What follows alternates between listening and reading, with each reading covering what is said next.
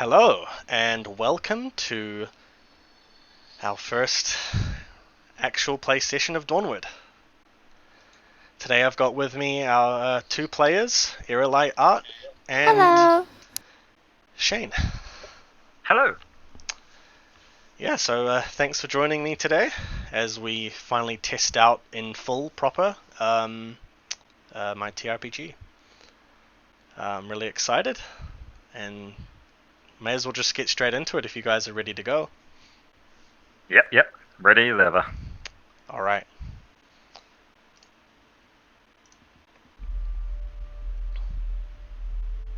Welcome to Dawnward.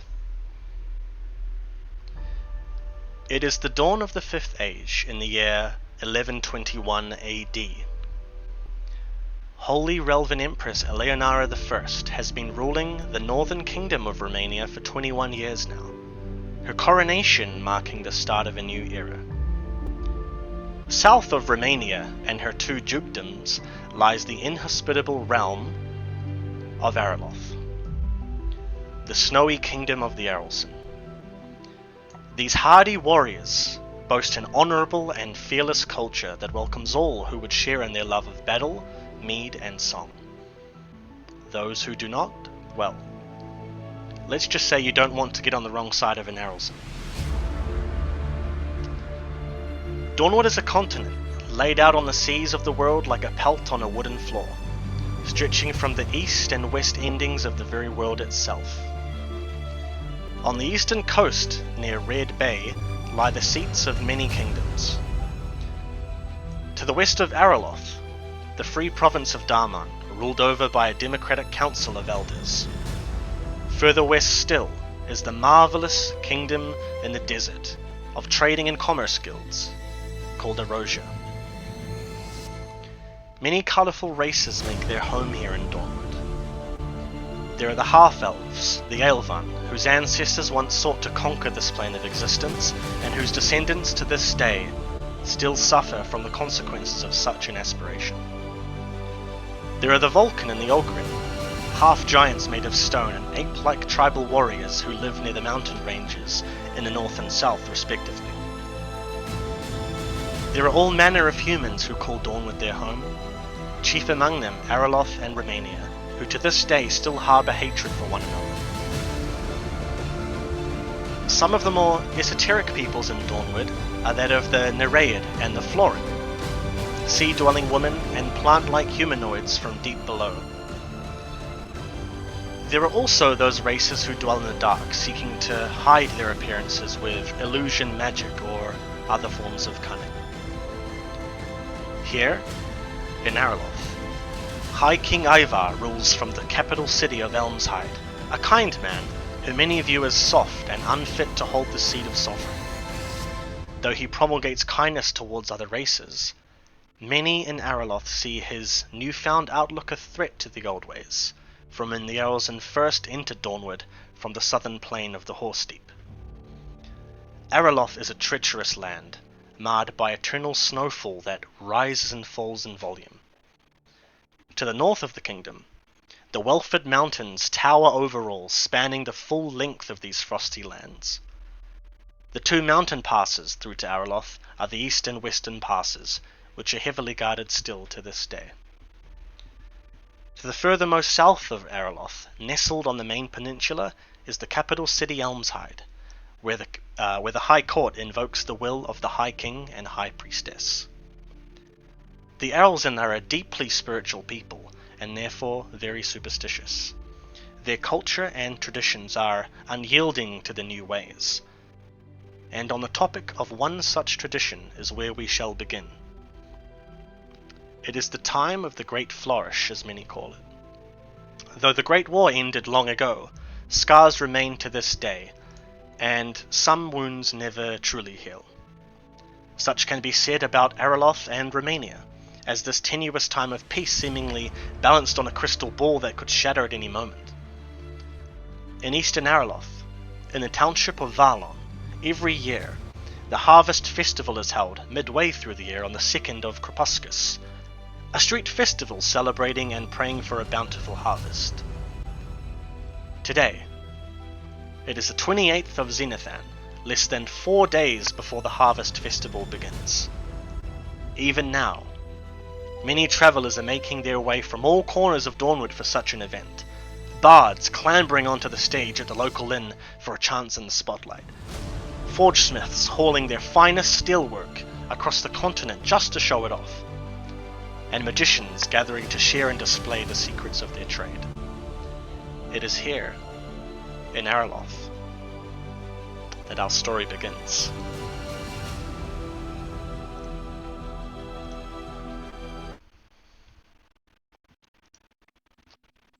It is cold. Extremely cold. Snowfall at this time of year is starting to pick up when it comes to Feltalvi, which is known as true winter in Areloth. Although snowfall is very much so throughout the entire year, with only a few days where it's snowing so lightly that it wouldn't be even considered snowing by Arelson standards, it very much still is snowing. It always is here in Areloth. Today is no different. A carriage is making its way from the south, heading northeast towards Varlon. This carriage is drawn by only one horse at this time. It's a very small carriage, likely only holding 1 or 2 people inside. It's covered, it has a roof, and it has windows. It's made of wood. Very hastily and not very well put together. But it gets the job done for the man who is sitting in the front of the carriage, directing the horse east. And as it slowly goes along a very snowy and muddy road towards Varlon, we come upon the inhabitant of the carriage. She's gazing out the window to the world outside. The many boreal pine trees that sort of start from the edge of the road and disappear off into the mist beyond, all the way up to the Welford Mountains, which even now you can make out through this deep misty fog. You can make out the shape of them, towering thousands of meters into the sky. Areloth, would you mind describing your character for us? What she looks like? Yeah, just give us a general idea of her appearance, and a little bit about her personality maybe as well. Well, her father is a knight, and she always wanted to be one too. And Chirferites, when they're kids, they don't really have a form, but as they get older, they start to develop animal characteristics, and so her antlers are a little bit new still to her, and her hooves, and so she's coming to terms with having that as well, which has kind of crushed her dreams of being a knight, because she can't wear the helms or the armor properly. They don't have any for her, and yeah, she has a long whitey blonde hair and a vibrant red dress, and yeah, she's very ladylike and polite, I think. All right. And her name's Sylvine, right? Yeah. Sylvine, yeah. So, Sylvine, as you're peering out at the forest, today is oddly cold. You've grown up in Areloth. You know what it's like living in perpetual snowfall, even in the capital, where you have huge pyres outside your house that try and keep the streets warm in the depths of true winter. But today is extremely cold. You can feel your hands almost tensing up with just how cold it is. You can barely feel them, and you kind of have to, clap your hands or move your fingers to try and circulate and get some blood flowing through them. As the carriage goes along, it's quite a bumpy ride. Every now and again, this very badly put together carriage bumps on a rock in the middle of the road, and the carriage almost goes lopsided for a bit. You're not even sure that it's going to stay upright, and then it falls back down as the horse, a very burly draft horse, pulls the carriage further towards Varlon. Every now and again, as you're peering out, you can hear animals, beasts, creatures in the forest beyond. The howl of a wolf, the roar of a bear, and sometimes noises that you're not quite sure. You can't really attribute them to any specific creature that you know. Growing up in Areloth, even in the city, you've heard stories of the monsters that lie in this forest, in all forests in Areloth, and you very much know to keep to the roads. You can hear every now and again the man who is taking you in his carriage, who you've paid a fair bit of silver. Every now and again, "Pah!" You can hear him, "Pah!" kind of whipping on his horse's reins. And that's sort of been for the last few hours now. The only sounds you've really heard. The wheels rolling against the snow and the mud on the road. The rocks you hit along the way. The man's voice. The horse sort of whinnying now and again. Until suddenly, the carriage lurches forward and into a stop. Gah! The carriage stops. The driver has seemed to have pulled on the horse's reins and pulled it to a stop completely. You kind of lurch forward a little bit. Very sudden. And then you fall back into your seat again. In silence. I'll get out of the carriage. Alright. You slowly push open the door, and it's a half door. It has like a space of a window, but you're looking straight outside. There's no glass or anything in this carriage. And I have to duck to get out. Right. Very carefully. How tall are you exactly? Pretty tall. Pretty tall. Alright. Yeah. Why have we stopped? And as you hop down onto the road, you can feel, even on your hooves, just how cold the snow is.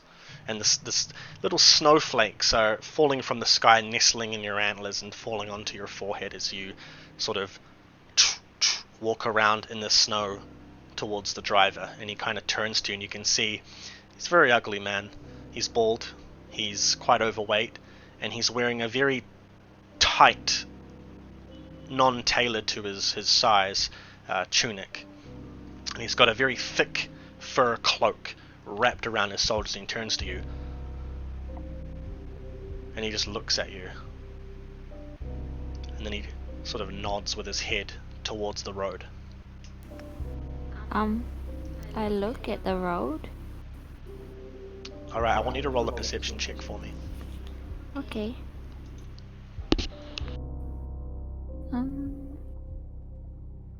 What's perception? Is that awareness? Sorry, awareness. My mistake. Where do I do that? I'm confused. That is intelligence. And Awareness. Awareness. And where's that one? Do you have an awareness? I'm not sure.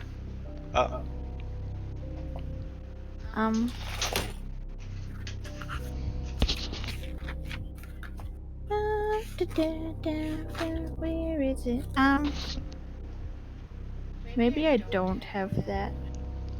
Okay, so just roll your intelligence and 1d10. First roll of the campaign! Make it a good one. Woo! Use all your luck. You're setting the scene for the dice for the rest of the games to make it good. No! 9! Woo! Okay, as you peer out where he's nodding, you can see even through the mist, a small figure, not quite in the middle of the road, but off to just the edge of it. It's a very small silhouette of what looks to be a humanoid figure, just sort of crouching in the snow. Hello there, aren't you cold? As you're calling out, you can see just the silhouette of this figure. You can definitely see its head turned towards you. Are you alright there? I take a few steps forward. Alright, you take a few steps forward and the man, I ain't going anywhere near that. Why, what is it? I don't know, you go have a look. Oh, yes, I don't mind at all. Are you alright there? And you can see, as you start walking towards this figure, the man sitting up on the carriage, he's just holding the horse reins very tightly. The figure, as you get closer and closer, the mist sort of starts to dissipate and you can see it's a small child. A boy. Hello, little one. Are you alright? Are you cold? You can see a small Areloth boy. He looks up at you. And he looks, other than being extremely cold, his skin extremely pale, he just looks like a normal boy. He looks to be around 10 years old, and he's got a very small scar across his chin that goes and disappears up to his ear. I crouch in front of him and hold out my hand. Are you alright? Can you speak? Yes, I'm alright, but, you should leave me alone. Why, what's wrong? Well, I've been incredibly naughty, and my father, he made me go and, he made me go and sit out here in the snow. Did he say for how long? Until sundown, ma'am. And then he'll come and get you? Well, yes, he always comes and gets me. Oh. So would you like to stay here, or would you like to leave? I should probably stay here, miss. And you can see, now that you're closer, he's actually wearing a sleeveless tunic. It does have fur around the collar and the brim of the shoulder, but otherwise he's got bare arms. You can see that his limbs have started to go a little purpley almost. His entire frame of his body is just peppered with snow. I called to the driver. What were you talking about? It's just a little boy. Well, I can't see, can I? Well, I suppose if you don't want to leave, you can stay here. Oh, okay. I'll just stay here then. Okay. I go back to my carriage.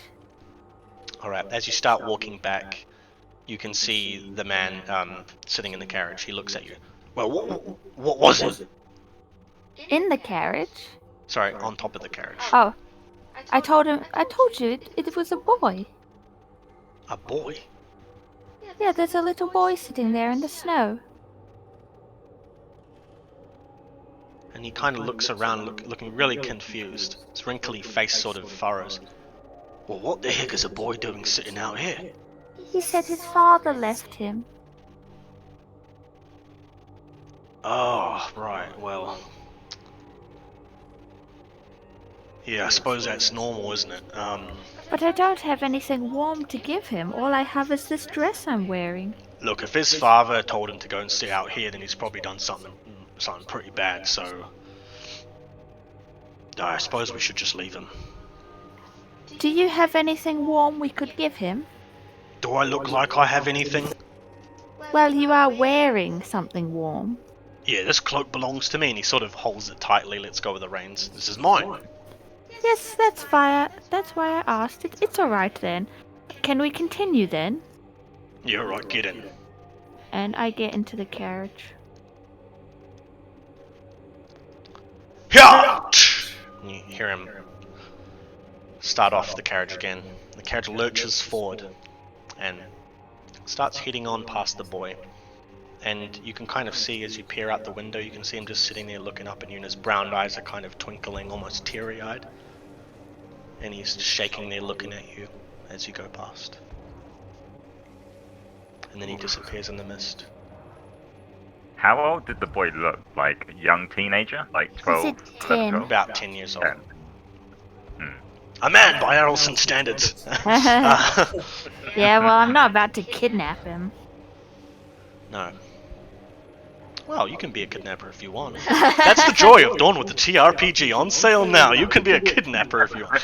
No, but anywho, the carriage continues onwards, and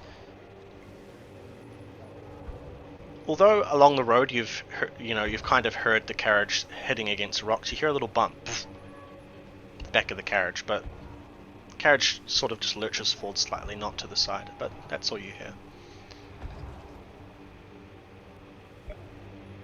As you continue for about another 20 to 30 minutes, you eventually come to what looks to be a crossroads. The road continues on further east, but it also continues north and south towards some of the other towns. And as the carriage nears this junction along the road, the carriage comes to a stop again. Oh! Hold it! Oh!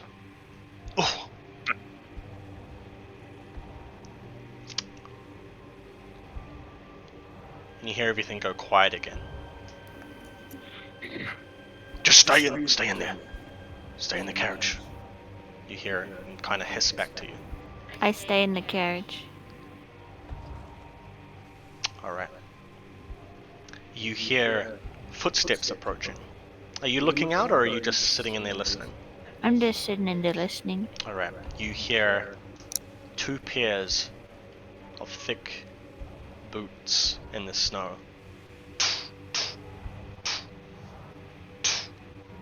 Coming towards the carriage, louder with each step. Who goes there? The carriage driver kind of calls out into the mist. I said, who goes there? Show yourself. Don't want any trouble. Just heading through to Varlon.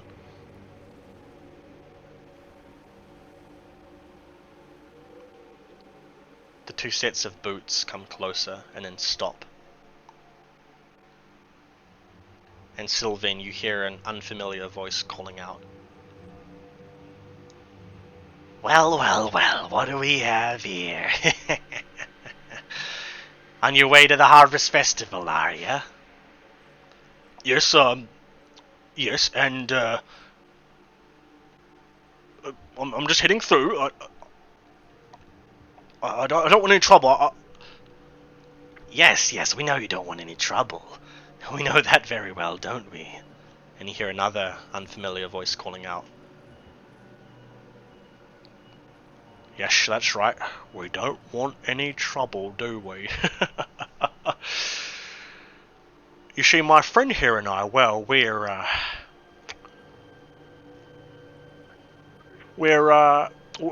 look after these streets, these roads heading through to Varlon during the times of the Harvest Festival, don't we? Yes, that's right. And well, my friend here and I, we just want to make sure everyone gets through safely. Including you. You want to get through safely, don't you? Yes, I do. I'm just taking my carriage through. Yes, well, if you want to be getting through, you'll have to pay the toll.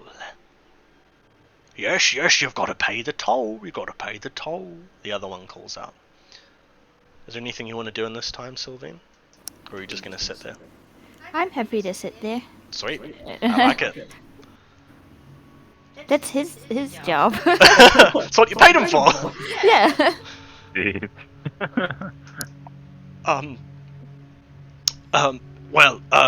much are we talking here? What's the toll? The toll? Oh, right, yes. 10 gold will do. 10 gold? What? You gotta be kidding me! I don't even have a gold to my name! Well, how much do you have on you? Not much, sir. I barely make ends meet as it is. You can see. Look at this carriage. It's barely even holding itself together. I'll probably have to spend all the rest of my coin on lodging and getting it repaired. Well, isn't that a shame? Well, I'm afraid you'll just have to pay us everything you've got, and at least you'll be able to get through without having to pay in other ways.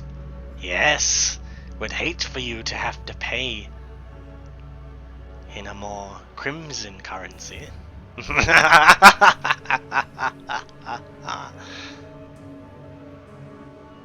And then Sylvain, you can hear their boots sort of slide in the mud,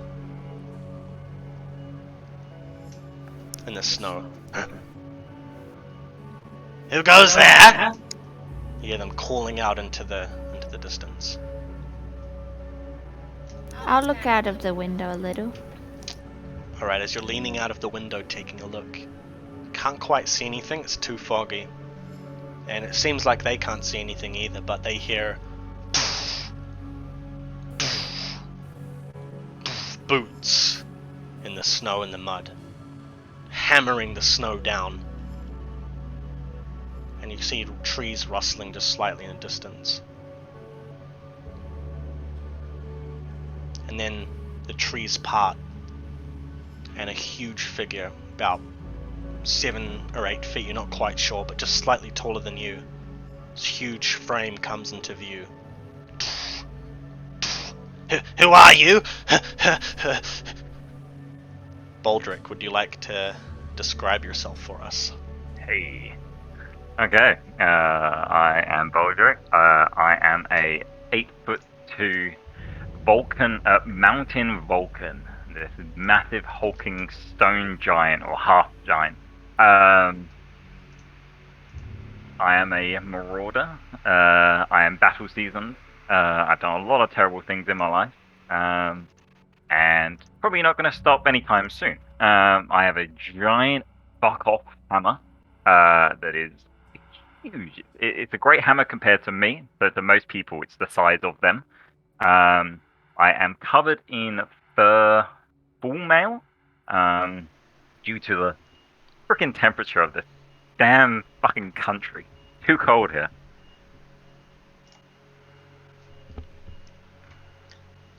Alright. As you are walking up to this junction to take a left and head over into Varlon, you can see 2 figures and a third in the distance, obscured by the fog rather. Obscured by the fog, you can see a third figure, but the other 2, they are standing with their weapons drawn. One of them's holding a small dagger, the other one has what looks to be a short sword, or a dirk of some kind. And they are seemingly holding up a carriage, stopping it from continuing through to Varlon. But they are now looking at you. And one of them raises up his sword and his dagger and points at you. What are you doing? Don't come any closer! I sort of mumble under my breath. I've had it with fucking bandits. And I'm gonna drop my hammer down onto the ground, and I'm gonna start beating up, dragging the hammer towards them. Alright, let's freaking go. Right, you start just running towards them at full speed? Yeah. As fast as I can run in the cold weather. Alright. Still pretty fast though.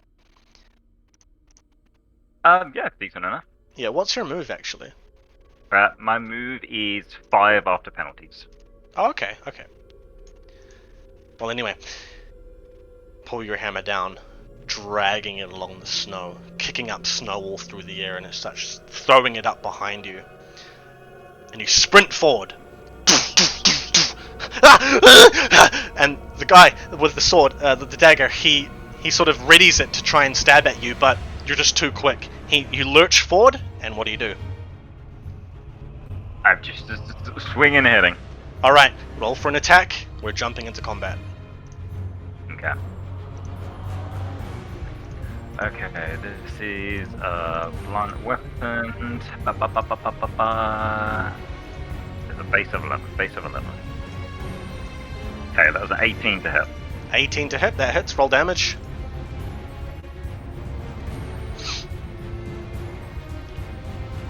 That is double sixes, 19. Alright, roll for a crit. That's a critical strike, bruh. Let's freaking go. Is that a 1d10, is it? Yeah. Do I have the crits here? Only a 2. Only a 2. I don't think I actually have... Oh, I do have them. Alright, so as you go to strike with your hammer, you pull it up from the snow and smash it into his leg, and he just screams out, "Ah!" as his kneecap inverts. And his leg goes flying up like a clock hand that's just going too quickly, and it flips around and smacks him in the groin, and he falls down onto the ground. His leg is just shattered, and he screams out, "Ah!" and his dagger goes flying off and falls into the snow. Sylvie. What's going on? And I hop out of the carriage. Right, you hop out, and Baldric, you can now see off to your right a very tall, slender humanoid with huge antlers. And though she's slightly obscured by the mist, you can still make out her form as she calls out to you. Oh, get back into the carriage, ma'am.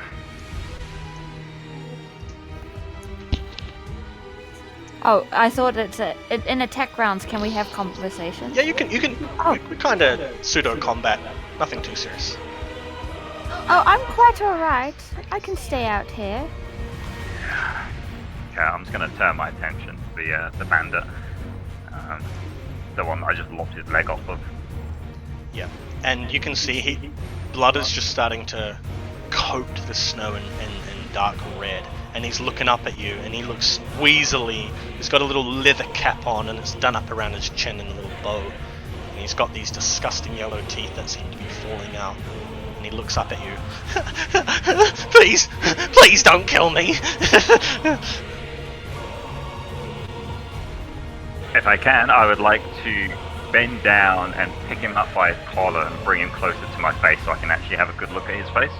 Yep. As you lean down, the other bandit is going to run up to you now. He seems kind of skittish though, and unsure if he even wants to approach you, but he starts walking forward and he has his short sword out. You should leave my friend alone, sir. Leave us alone. You've hurt my friend really badly, and well, we don't want any more trouble. I'm just going to continue looking at the face of the bandit. Does he look like one of the bandits that robbed me on my way here? How long ago was that? I think it was 6 days ago, actually. I did look at your backstory this morning, so yeah, I think it was about 6 days ago. I'm going to get you to roll. I think it's awareness. For human perception, you mean?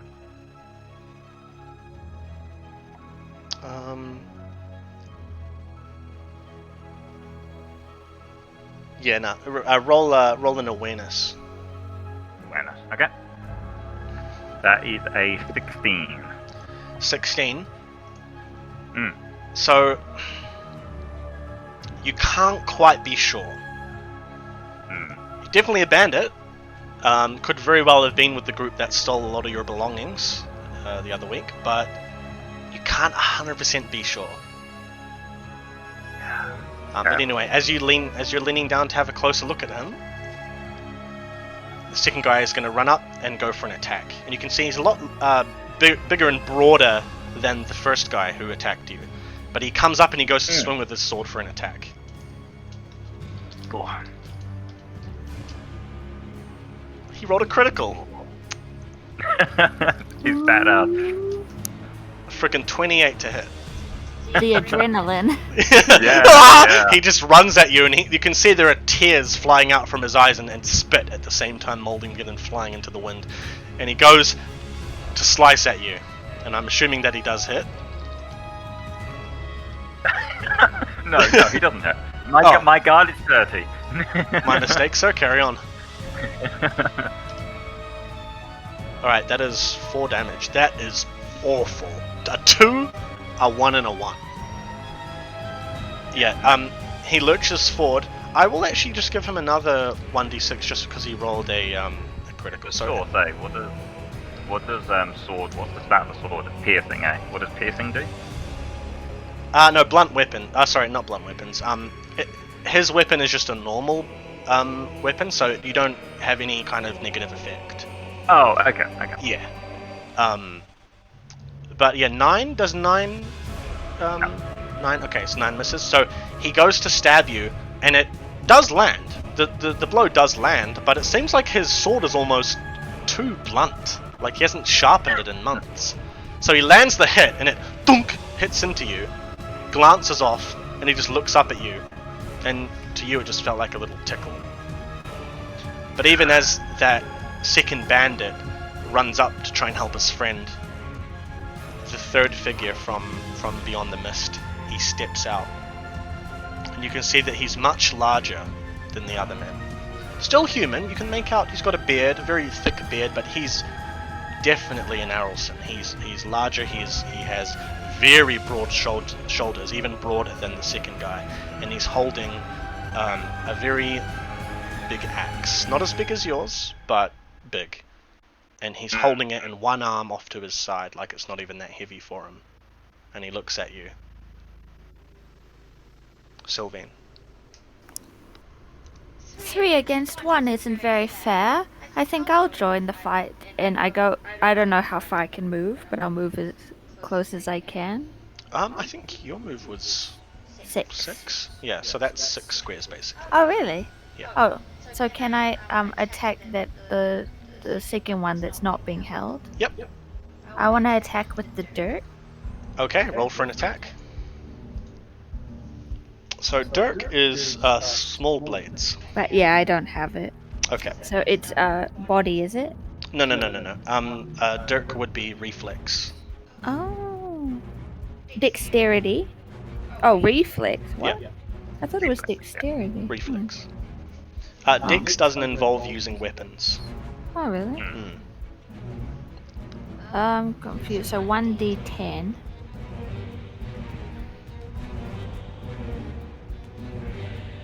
I'm sure last time I did something different.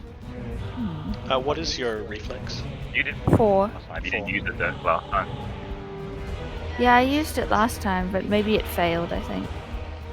Yeah, you used it against the leg of the Volgrin in that test combat, but So you rolled a 6. Yeah. So you go to attack. Wait, is that a crit? No, it's not. So I forgot to give a normal dice. Oh, a 6 dice. 6 is usually a good number. Yeah. Anyway, you dash forward and you pull out your sword. Go to strike, but your attack kind of just hits against the back of his armor. It looks like he's got quite heavy armor on. You're not sure what it is. It might be a bit of iron mixed with fur, mixed with leather. Could be all sorts. But your attack hits him in the back, and he just turns and looks at you and growls. Ugh, that's disgusting. Alright, Baldric. I would like to, if possible, as I see Devine, is it? Devine? Sylvain. Sylvain. As I see Sylvain move up, I'm just going to yell out to her, go back to the carriage, and turn back to the guy that I'm holding, and I would like to, if possible, sort of try and just like rip his head off. How very rude. I will not go back.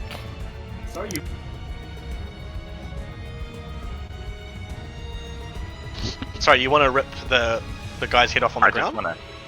Yeah, the guy that I'm holding. I just want to like grab his head with my hand, almost like a basketball, and I just want to, with my other hand, just hold down in his shoulders, and I just want to pull on his head. Alright. I'm gonna get you to roll a physique check. A what check, sorry? Physique. Physique check, okay. Physique, okay. You know what? I know it's early on in the session, but I'm going to use my 2 luck, because I feel like this is going to be a great message, ripping off someone's head. So I am going to do 2 luck, so that's a base of 13. I got a 19. Yeah. Tell me what happens to this poor guy. Yeah. You know what? I'm going to do it sort of like a bowling ball, where I'm going to turn him slightly, and I'm going to, with my 2, like, hold him almost facing towards the big guy that just approached, and then reach my hand round, put my index finger and my middle finger into his eye socket, thumb on his forehead, my hand on his left shoulder, and I'm just going to pull with a massive yell, and just rip off the guy's head. Yeah. And Sinew and bone just rips, and his body falls limp to the ground. As you kind of like do a predator, you like pull out his head, but it also pulls out some of his spine as well. Yeah, the guy beside you, the other bandit, who's between you and Sylvain, blood just flies over his face, and he looks at you wide-eyed, and he turns and runs. And Sylvain, I'm going to give you an attack of opportunity if you want, as he turns to run away. No, there's no honor in attacking a retreating enemy. And he just disappears.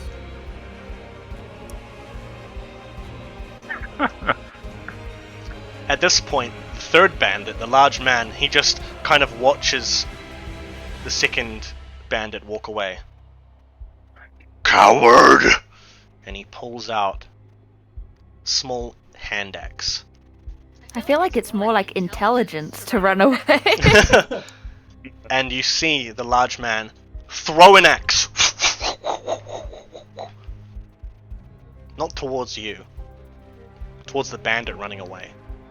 Flies about 10, 15, 20 meters through the air and curves and lands directly in the back of the head of the bandit who ran away. He just falls face down into the sand and the mud. Sorry, not sand, snow. Wrong kingdom. He falls face down into the snow, dead. Axe protruding from the back of his skull.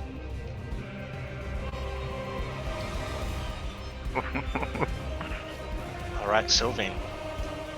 Ugh, honorless bandits. That's why you are the opposite of what we are. What shall I do?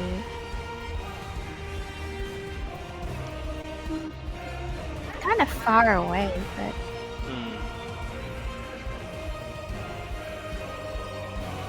Maybe I'll try and petrificate him. Who, sorry? The only one alive.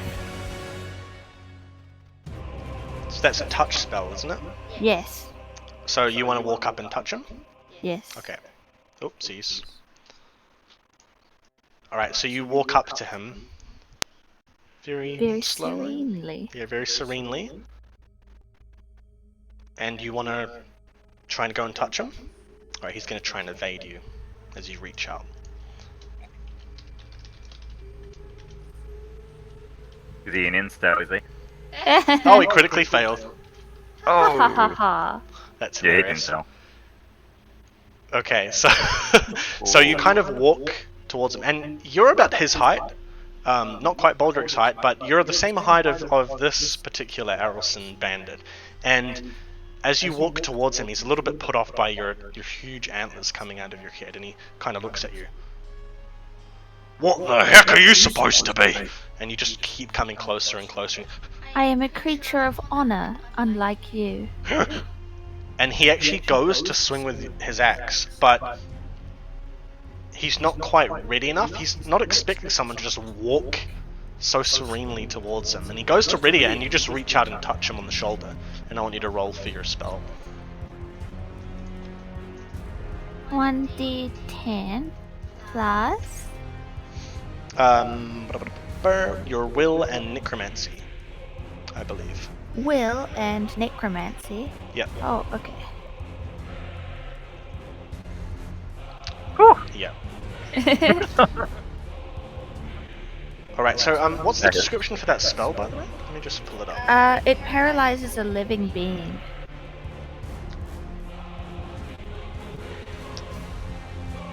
Yeah, it was touch, right? I didn't read that, but I don't know. Petrificate, alteration, touch. Oh, where does it say touch? Yeah, there we go. There. Yeah, it is. Yeah, just making sure, because I don't know all the spells quite yet. I designed them, but I don't know what they do.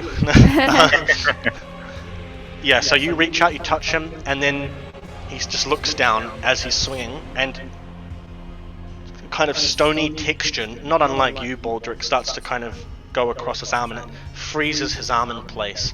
But it doesn't quite get all of his body. It gets his legs kind of freeze up as his arm does. His other arm freezes, but his face doesn't quite go up and cover his face. And he just kind of looks at you. The rest of his body completely frozen, but his head's still turning. What the heck have you done to me, witch? Excuse me, my friend, I say to Baldric, could you move him out of the way of my carriage? Sure. Thank you. I don't bother talking to the bandit. I love it. Alright, so Baldric, what do you do with that nice skull you got in your hand? I'm just gonna lob it off to the side. Right, toss it over and just kind of falls into the snow. And in the meantime, the carriage driver, he's just sitting there, shaking, and the reins in his hands he's got so tightly that the horse is kind of looking a bit uncomfortable with how he's pulling the reins, and you can hear him kind of whimpering as it echoes throughout this little crossroad. As you kind of walk over to the final bandit, frozen and standing. Gonna pick him up like a baby. Just my hand under his armpit type thing, and move him over just underneath that tree just north of us, or just north of him. Alright, I'm gonna get you to roll a physique check again. Yep.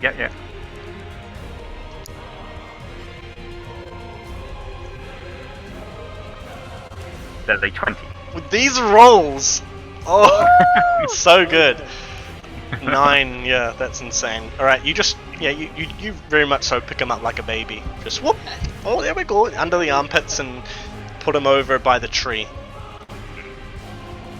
As I place him down, I'm then just gonna close my eyes, put my hand on top of his head, and I'm gonna hold my amulet around my necklace.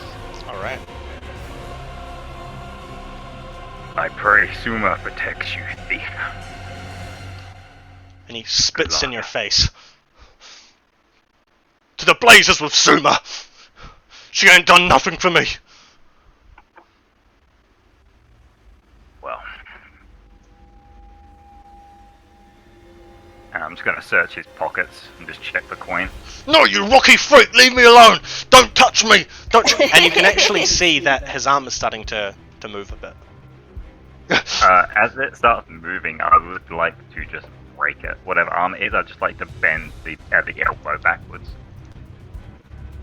Okay. You go to grab it and try and move it, but no matter how hard you try, it's completely frozen solid. The spell should hold. Are you sure? Not really. You can see his arms starting to shake a bit more, his legs are starting to shake. Not quite moving fully, but they're starting to emit movement. And he's kind of, as you're standing there, he's just still spitting on you. 1,000 deaths be on you! I'll take a step back. Forgive me, Suma. And I'm just gonna lob my hammer back up above me like I'm chopping wood, and then swing it down on top of his head. Alright, you hoist the hammer up into the air. And then comes flying down. Ching! His arm flies up and his axe catches it at the last second. His other arm is still frozen, but his axe arm is now free. and he's blocked off your attack. And he throws his axe up to try and sort of force your hammer back onto you. Looks like one of his legs, his left leg, is still frozen, but one of his arms, his axe arm, and one of his legs is now free. And he turns to you, Sylvain. I'm gonna get you for what you've done to me! Well, that was unexpected, though I don't support execution. I suppose we could fight. So, my dirk thing is like super low, but I could give it a go anyway, because he's half paralyzed. Right. You start walking towards him. Yeah. Right, as you start walking towards, he drops his axe. Alright, okay. I yield. Oh, well that's pleasant news. And he kind of puts up one arm. His other arm is just frozen in that awkward position, but his other arm, he's dropped his axe and he's holding it up. Truce, is it? And I hold out my hand. He puts out his arm. Truce, alright, truce. I shake his hand. Shakes it and he nods at you. Oh, blessings be upon you, Suma be upon you, be upon both of you. Oh, I've never needed blessings, but thank you. And he kind of turns to look. He's not so much worried now about you, Sylvain, but he turns to you, Baldric, because he can't really make out your expression or anything. You too, sir. Blessings be upon you. Gonna lean forward. Have you done shaking his hand? Oh yeah, I dropped his head. Yeah. I'm just gonna lean forward and just, with all of my weight in my right hand, I'm just gonna shove him into the tree. Next time you die, bandit. Yeah, he goes flying. Oh, not you. He goes flying and smashes against the tree. Ooh! And he lets himself fall into the snow on the ground. And he just kind of sits there looking up at you. He doesn't say anything. He just kind of looks at you. Oh, does he have any warm clothes on him?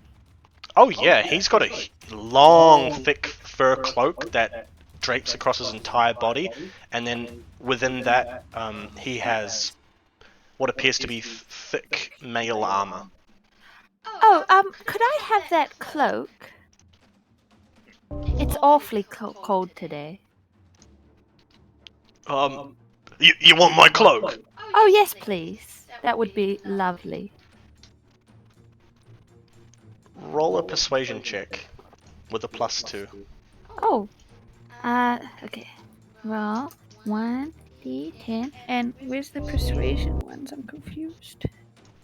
I don't think I have any persuasion. What would it be in? Empathy. Empathy? Empathy, yeah. Oh. That's why. Yeah, empathy, persuasion.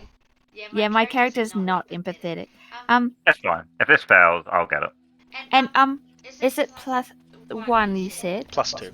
Oh, +2. Okay. It's a 12. That was a good roll. Yeah, he kind of looks at you. Well, if I part with this, I'm gonna freeze! No, you won't. You've got plenty else on.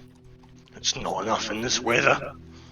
It's just I saw a little boy with even less, and I would like to give it to him. Well, I don't believe you for a second.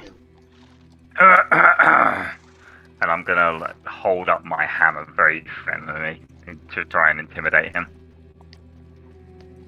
Alright, roll intimidation with +2. 15. He kind of looks at you, looks at Sylvain. Alright! And he kind of unclips the cloak and then throws it, flies through the air and lands on the snow in front of you. Well, thank you very much. I pick it up. We're going to have to turn the carriage around. And you can see the driver, he just is looking straight ahead on the road and just shaking. Turn back. Yes, for the boy. No, I'm not turning back. Are you continuing on? Yes. Gotta get to Varlon. Oh. Well, how am I going to get this to him? Could you take it to a bandit, or is it bad to send a bandit to the boy? as you are standing there discussing that, see a little figure on the back of the carriage pop out. Yay! It's the boy. Oh, here you are. Oh, I'm so glad to see you. Here, I've got you this coat. I put it on him. He almost just kind of, as he's poking his head out from around this figure out from around the back of the carriage, he just shrinks back behind it. I don't want any trouble. Oh, no, we've got a coat for you and everything. Do you mind if I ride in the carriage with you? Oh, I don't mind at all. He snatches the cloak off you, wraps it around him, and jumps into the carriage. Oh, beautiful. Great. Well, I look at Baldric and look at his bloodied hands, and I curtsy instead of shaking his hand and say, I'm Sylvie, nice to meet you.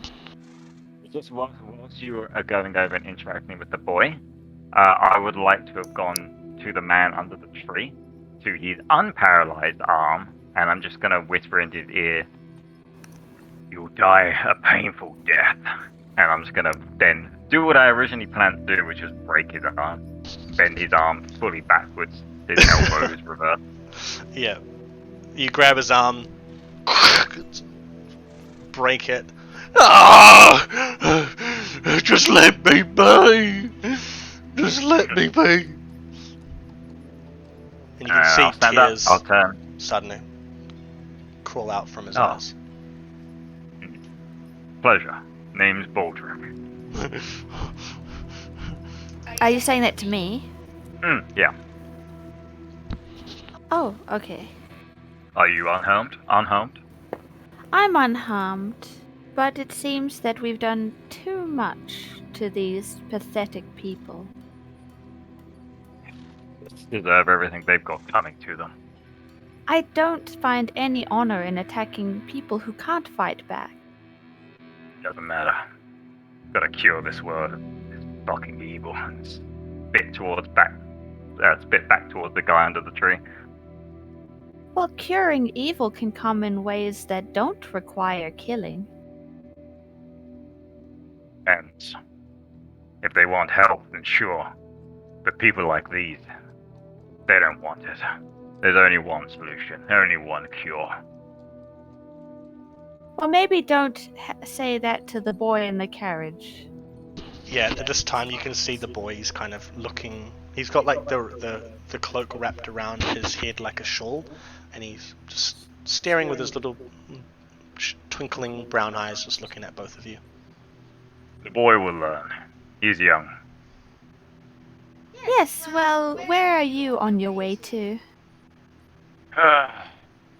Well, I was on my way to the Harvest Festival in Varlon, but... Oh, that's where we are going. Oh. Well, now the boy too, I suppose. I don't have any coin, unfortunately, for the carriage, so I guess I'll meet you in the town. Well, I don't suppose you would fit in the carriage. And the Probably carriage not. driver, he just looks at you, Baldric. Well, I wouldn't mind you. You could sit beside me up here on the carriage. You could be our bodyguard for the rest of the journey, please. For free? For free, of course. No. If you don't mind, I would appreciate it. It's no problem, sir. And I'm going to extend my hand out to him for a handshake. He kind of sits there for a second, then lets go of the reins, shakes it very quickly, and then grasps the reins tightly again. Have you sanitized those hands? Not for a long, long time. You Wait, like is there COVID in break this them? universe? Is there what, sorry? Is there COVID in this universe? You're gonna get us banned. Don't say the C word. Yeah. But I say, oh, well, good news then. And then I hop into the carriage with the boy. Alright, so you open up the carriage door and hop on in and sit, and he just kind of still sitting there, just looking at you. Thank you. Will you be alright coming with me? He's seemingly got a bit of a cold, he's just kind of sniffling. Well, it's already looking like it's getting dark soon, and Father didn't come for me yet, so... maybe I should have headed back myself. It may have been part of the lesson. I don't really know, but thank you anyway. Oh, well, I suppose it doesn't matter, but I have not kidnapped you. You are here of your own free will, right? Yes, of course, ma'am. Okay, because I can't do with anybody thinking ill of me, you know? I have a reputation to think of. I'm not really sure what that means, miss, but okay. Okay, now come sit with me. I'll give you a hug. Okay. And he kind of dashes across onto the other side of the carriage and leans into you. If you don't mind me asking, miss, and as this conversation is going on, Baldric, you're sitting beside the driver, and the carriage is now continued onwards. But the small boy, he's leaning into you, and he's got his arms wrapped around you. Miss, might I ask something of you? What is it? Why do you have trees coming out of your head? Oh, that's easy. That's because I'm a Cherferite. Oh, I think I've heard about you. You know, my father says you lot are a bunch of trouble. Oh, well, these antlers certainly have been trouble for me. Yes, well, how do you even do anything like comb your hair, you know? Oh, well, the antlers don't block my hair, they block my head. So the combing my hair is easy. It's sleeping that's difficult. Yeah, well, how do you sleep? Well, we had a custom bed made for me, so it's very long at the top, and then the pillow goes in the middle. A bed? You have a bed? Of course I have a bed. Don't you have a bed? Well, I sort of do, but... Anyway, if we're past the crossroads, we should be home soon, so, thank you. And he hugs you a little tighter. Your home is this way? Yes, I live in Varlon. Oh, I thought you lived the other way. No? He just kind of whimpers. Well, I would have let you ride the carriage earlier if I'd known that. I thought I was taking you far away from your home. He just doesn't say anything, he's just hugging you. And I'm hugging him too. Yeah. And then Baldric, the driver, he's kind of whacking on the reins a fair bit, definitely pushing this horse a lot more than it needs to be, and it's kind of and you're not sure if this carriage driver is sort of just cold or if he's just extremely on edge now after what happened. But anyway, you're just traveling at quite a fast speed now along the road towards Varlon. Driver. Yes, sir. Thank you. Thank me? Well, I should be thanking you, sir. I appreciate you taking me to Varlon. For free, at least. I must pay you back somehow. I can see your carriage is, well, not in the best of shape. Perhaps I can return some point to you later on. That would be much appreciated, sir. Thank you. How long are you staying in Varlon for long? No, I'm just taking travelers like this lady here through, and then I'll probably make my way back to Elmshide and maybe take a few more people through before the Harvest Festival starts. Make a lot of coin this time of year. Yeah. Elmhine? What's that, sir? Sorry, where do you live? Elmheim? Oh, I live in the capital, Elmshide. Capital. Okay. You're from the What's north, your name? aren't you, sir? Yeah. Well, what's your name, driver? My name? My name's Owen, sir. I will visit the capital, and I will return your coin. I would appreciate that a lot. It's hard to come across honor out here in the wilds. True that. But I mean, you're not gonna find it in the cities either. That's true. That's very true. And the carriage suddenly hits on a rock, but just from the weight of you sitting now in the carriage, it doesn't even like kind of lurch off to the side like it was before. It just kind of doop, and then continues forward.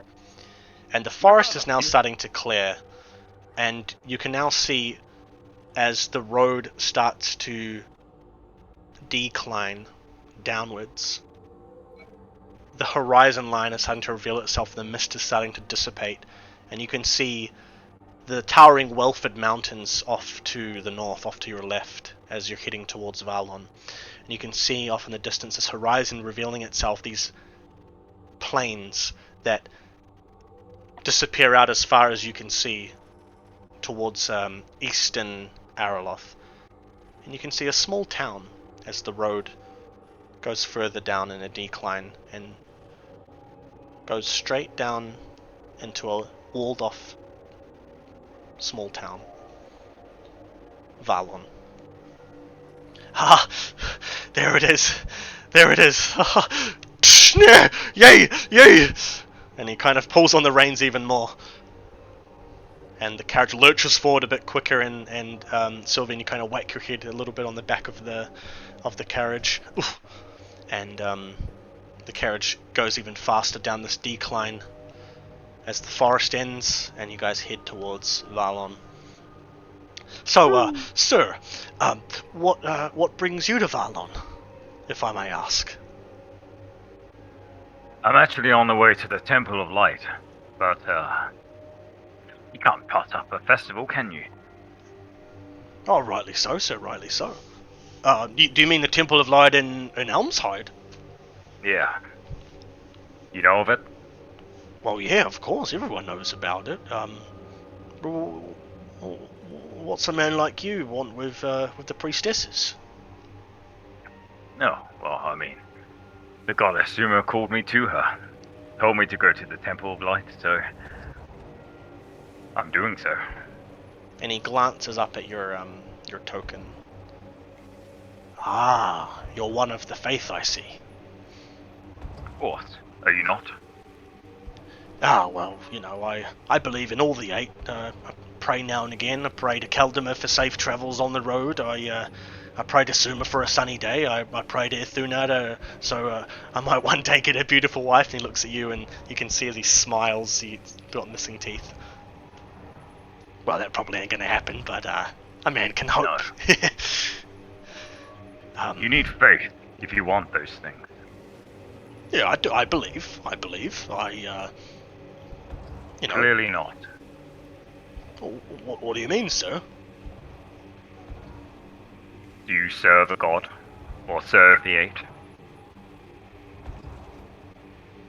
I don't know much about serving. Do you mean like how the priestesses sort of serve? Sort of. Not quite to the extent.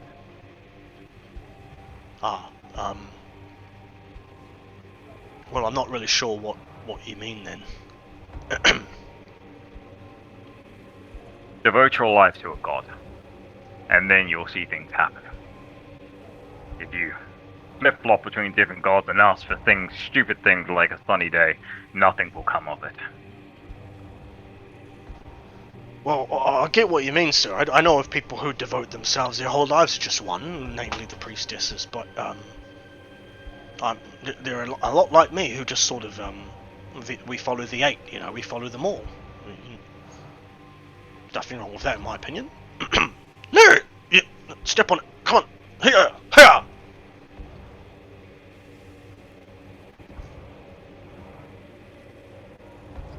And he kind of shifts his attention away from you after he said that, and just looks on the road.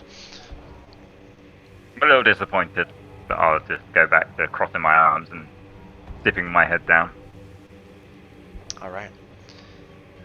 Yeah, and after about another 5 or 10 minutes, The mist is cleared, and up above it's revealing a late afternoon sky. It's very cloudy, there's still snowfall, but you can see little parts of blue starting to reveal itself in the sky, sort of illuminating the city, the town rather, as you get closer. And as you get closer, you can now make out the town, Varlon. The road that you've been following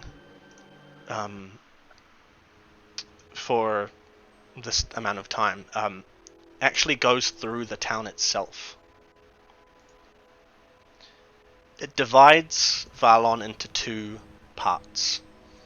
And although the town is walled off, there is a gap in the walls where the road sort of separates the town. So you can basically take the road straight through and just sort of look on the buildings either side and make your way straight through further east if you want, or back the way you came. But the town is very much so out in the wild. Much of the walls are made of wood rather than cobblestone, and sort of hastily thrown together and aren't very well kept. But it's still a sight to behold, nonetheless. It is a lot larger than the other towns that you will have been to, but Sylvain, as you're sort of peeking out and having a look, you can see that it's definitely not like the capital. You're used to stone and cobblestone and steel, but here it's very much so wood, leather, and gravel. But as you come near to the city gates, town gates rather,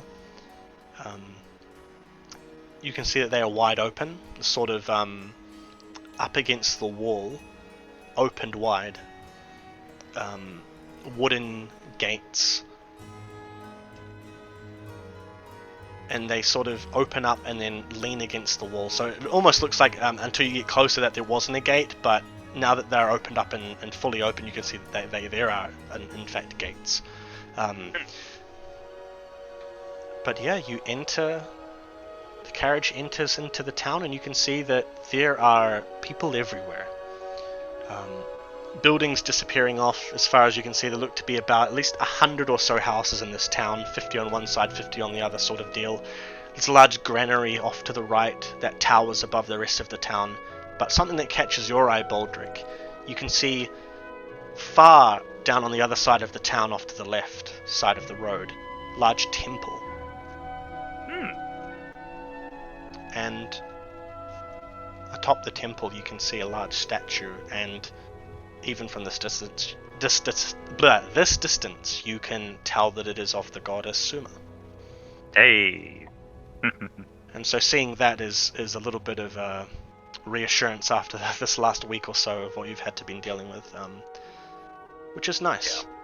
Yeah. I just got a very quick question. So the Harvest Festival, is it something that is celebrated throughout the entirety of Areloth? Yes. And is this the only Harvest Festival? Like, is it sort of the Olympics where, like, where one town gets designated as the Harvest Festival host, and this year it is Varlon? Yeah. Or are they just doing their own Harvest Festival? So yeah, you're right. You're right. So basically, everyone celebrates the Harvest Festival. So like, even in other towns, they will have little, get-togethers and whatnot, and maybe have town markets and banquets and stuff. But nothing compares to the Harvest Festival, the one that is held every year without fail in one of the towns. That duty normally falls to Varlon because it's in a good place to host such an event. So although not held every year in Varlon, this year it is. So there's a decent amount of knowledge of the town then, purely for its reputation of the Harvest Festival? Yeah, if you've been living here a while, you know of Varlon. You know that they have one of the largest inns in all of Areloth. in the smaller towns anyway, not compared to the cities, but has a very large inn to accommodate the number of guests that come through, and actually has a stage, something that no other inn in Areloth has in the towns. A large stage for performances and things like that. When the theatre troupes come through or musicians come through for the festival itself. And is that what the town is most known for? Is the festival and having this grand stage? Yes. At least the good things known about the town. There are some bad things that you've sort of caught wind of here and there, but you can't quite remember what those are. And that's years ago. But as for the Harvest Festival and other things, Varlon is known for being a trading town. There's a reason why the road and the town was built around the road. There's a reason why the road goes through the town, and that's because they would put market stalls out in front of their houses either side down this road, and just when travelers came through, they would always stop off and they would always trade and buy. It's very much so the Silk Road of Areloth meets here in Varlon. Okay, and Sylvain, you cool. would know this as well. But yeah, as you come into the town, the carriage pulls off to the right into a small stable area, and there are a few other carriages with horses being tended to by the stable keeper. And as the carriage pulls to a stop, the driver, Owen, he turns to you, Baldric, and he nods. Thank you very much. I really appreciate it. Thank you. I will repay my debt. Good luck. I'll see you hopefully soon. Likewise, sir, likewise. And sir, what was your name, just so I can remember it? My name's Baldric. Baldric. I will remember that.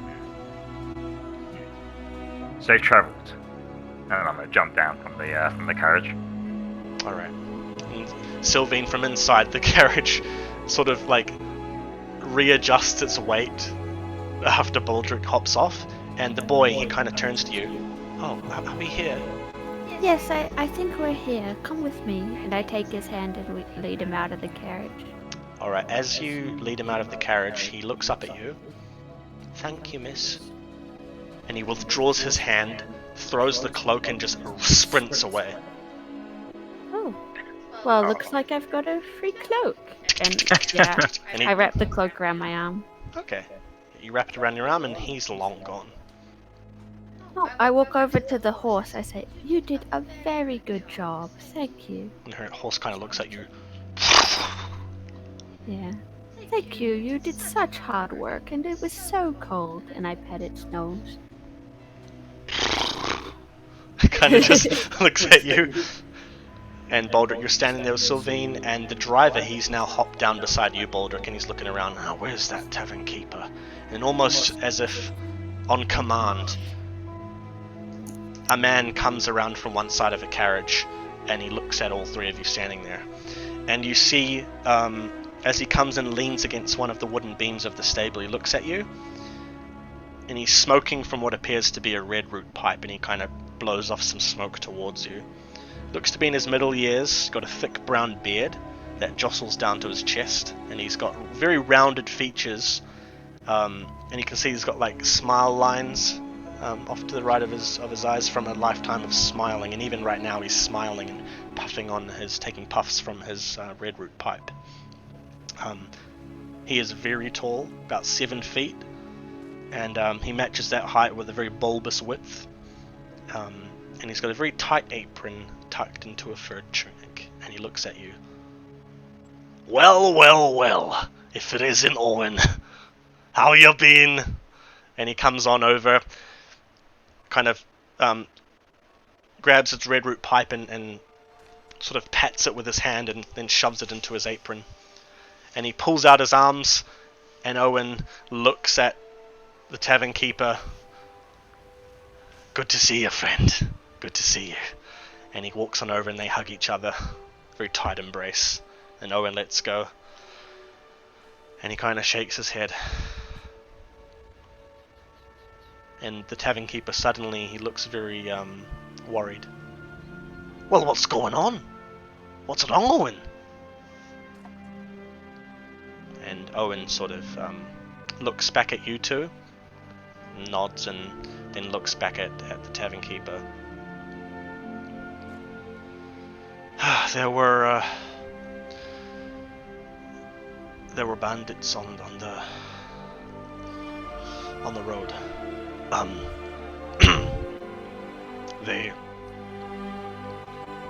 They almost killed me and my guest here, but thanks to Baldric here, and he gestures his one hand to you, Baldric. Oh. Thanks to Baldric here, we managed to escape with our lives.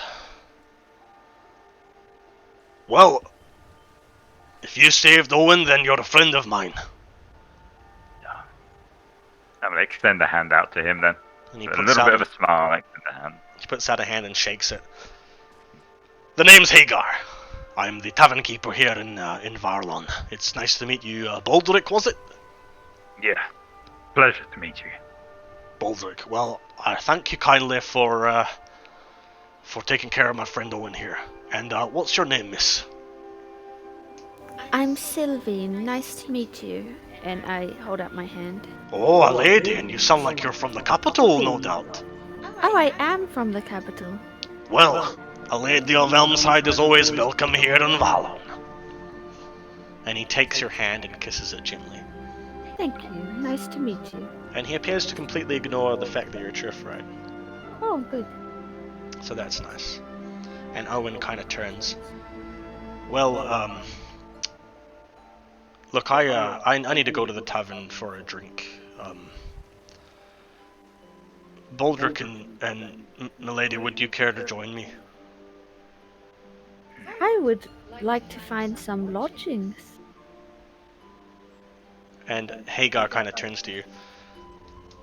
Well, there's lodging at the tavern. That's about the only place you're going to find one. Unless you'd like to stay with me. And he winks at you. How vulgar. No, thank you. Oh, sorry, milady.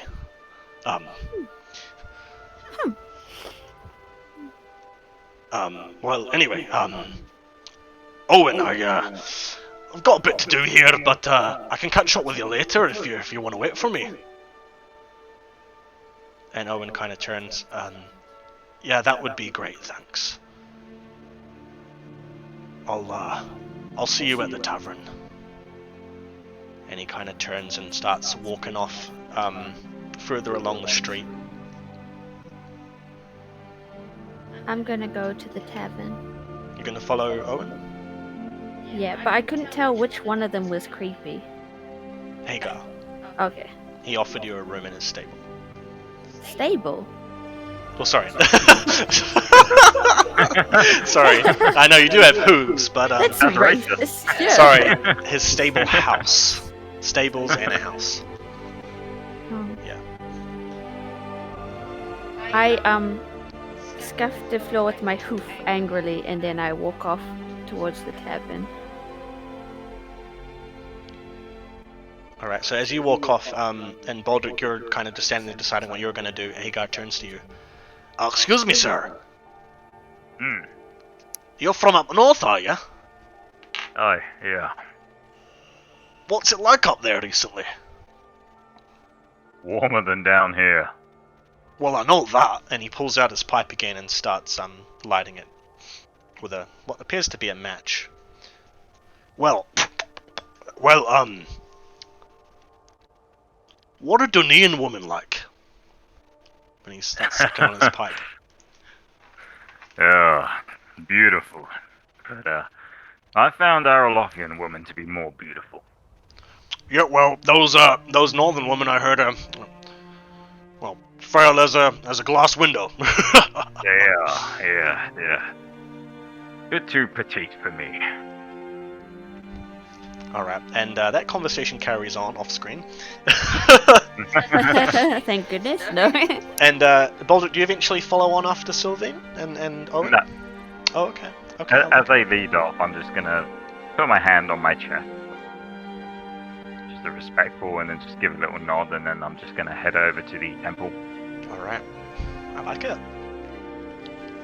Alright, so as you're heading on over to the temple, walking across the street, you see people are crossing the street, carriages, horses making their way through to Elmshide, or heading northeast up to Owl's Ford and through to Romania. But people are heading both ways, people walking across the streets, looking both sides before they cross. Some people aren't, almost getting hit by carriages, mud is kicked up into the air, little bits of snow, although the snow isn't falling as hard as when you're in the forest, it's still falling a little bit. And it's just slightly warmer in the town. You're not quite sure if that's because you're surrounded by more people than before, or if it just is warmer. Regarding, so just two things. What time is it? It's late afternoon. The afternoon, okay. And do they have, like, sort of lamppost lanterns? Is that how they do lighting in this sort of place? Roll an awareness check. Awareness, okay. Awareness is 8. That is a 16. 16? Yeah, you can see that there are quite large posts sticking out from, like, wooden poles sticking out in the corner of the on the sort of sides of the road. And then atop that, they have not lanterns, but they've got these very ovular-shaped metallic pyres that look to be forged from iron. And that seems to house whatever they light up at night. And then it's got like a little cover, like a metallic sheet that just sits above it to try and keep rain from turning it off. But they don't quite have lanterns. They've got very crude sort of pyres that they've mounted on top of poles, and they dot along the street. Interesting. Okay. Yep, and then as you're walking along, we're going to go back to Sylvain just right now. So, as you're walking and following Owen, he doesn't realize that you're actually walking after him until you reach the doors to the tavern. These huge double wooden doors that have just been flung open, and you can hear music pouring out. But as Owen nears, you can see people walking in and out. There's like 50 to 100 people just in this area here. You can hear voices, woohoo!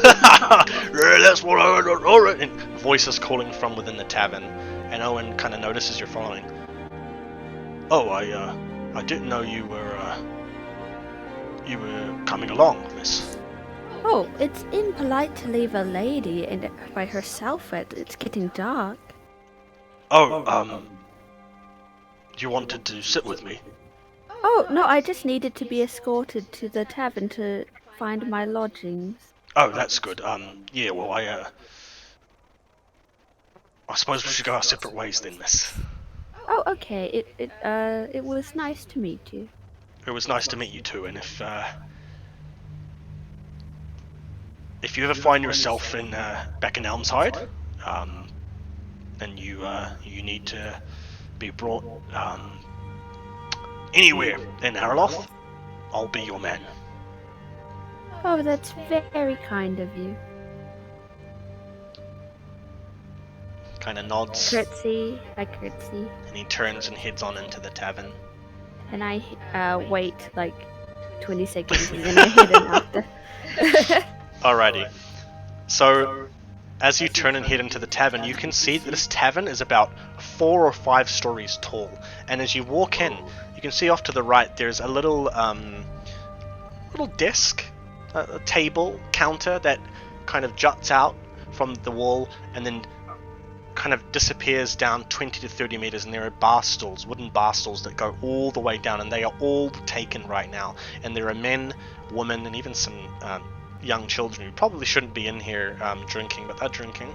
And they're all gathered there. Water. They're drinking water. Yeah, maybe. Sparkling grape juice. Sparkling mead. But yeah, almost every chair is taken. Every possible seating space is taken right now. This place is full and it is loud. But as you walk in, people are trying to, you're kind of taking in the surroundings, but people are bumping you as you kind of stand there in the doorway a little bit. And, oh, watch where you're going. Yeah, you better watch it, freak. People push past you. How very polite. And I walk to the like counter where whoever would be working, like to keep the keys and stuff? Yeah. As you walk further in and you're looking around, you can see that there are just an innumerable number of tables. There's a stereotypical sort of Viking, like mead hall aspect to this room, where they have these very long tables and long benches, and there are just people seated either side all the way down 20 meters off into the distance. And you can see that there's staircases off down the further end that sort of go up onto these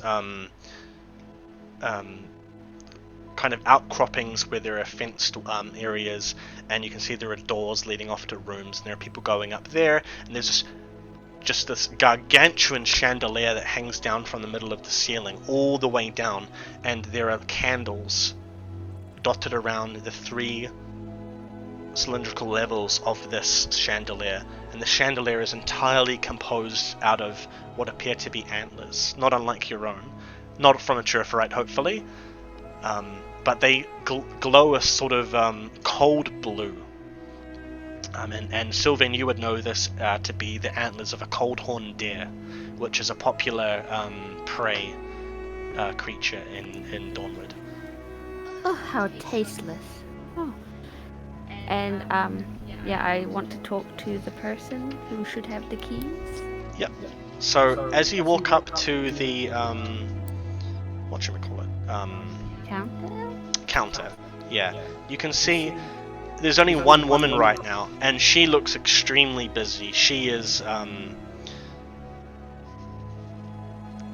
of running around the counter space, handing off drinks left, right, and center. She's grabbing meals from a small window where looks to be someone cooking from beyond. She's grabbing meals, throwing them down, putting out mead, and there's one other young woman, and she appears to be grabbing these drinks and dishes on 2 large wooden platters, and she is disappearing as fast as she appears, grabbing the drinks, disappearing, handing them off, running back, grabbing more, and they look to be extremely busy.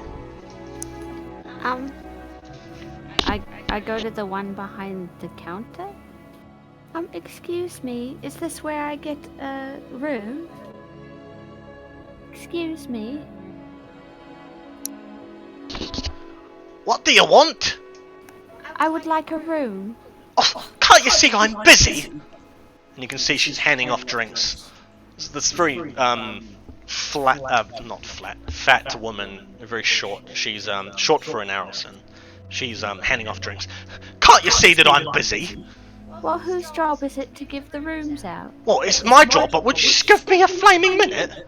Oh, of course, I'm happy to wait. Alright, thank you. Goodness gracious, and she's handing off drinks.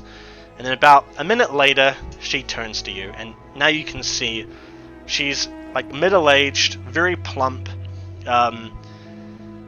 but she looks a little bit flustered, and she sort of seemingly has those same, laugh lines that the stable keeper had. So she's had a life full of just smiles and laughter, but she's very stressed out right now.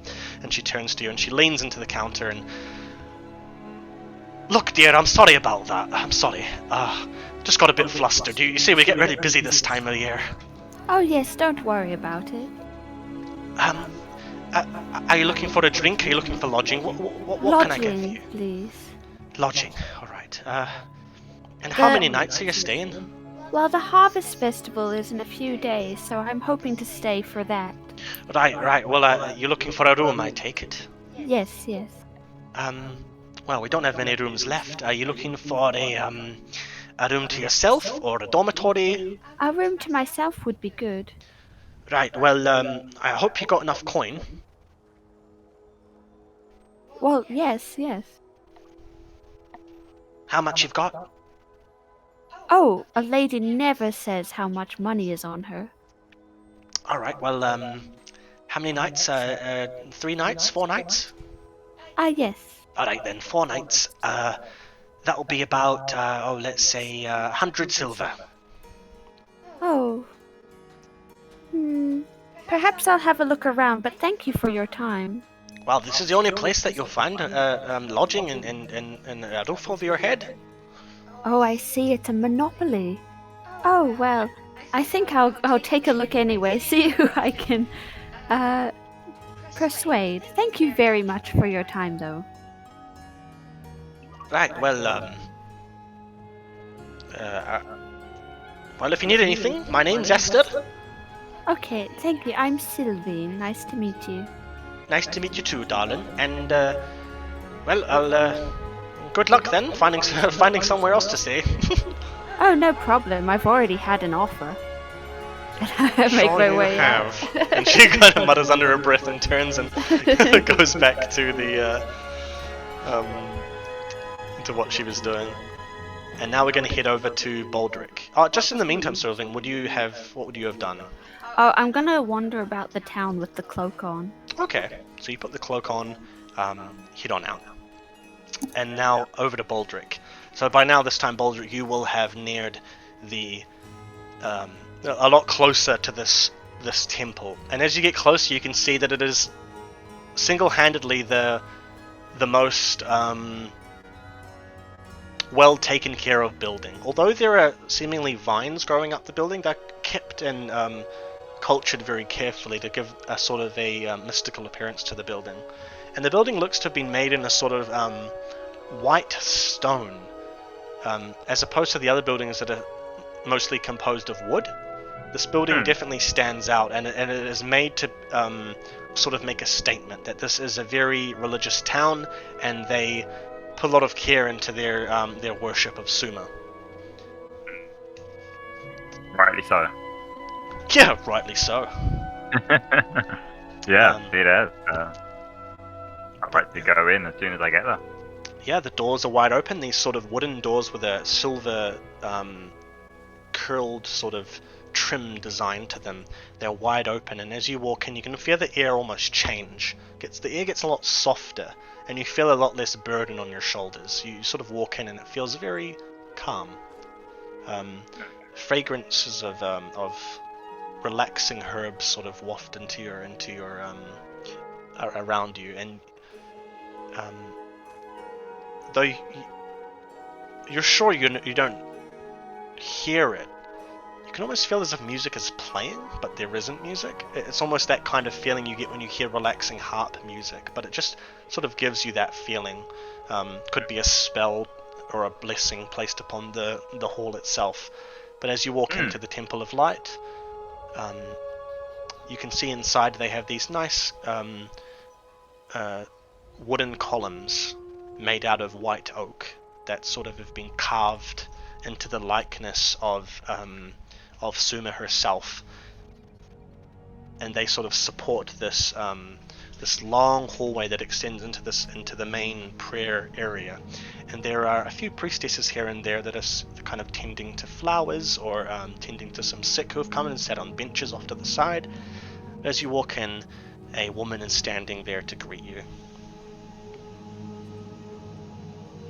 Afternoon, sister.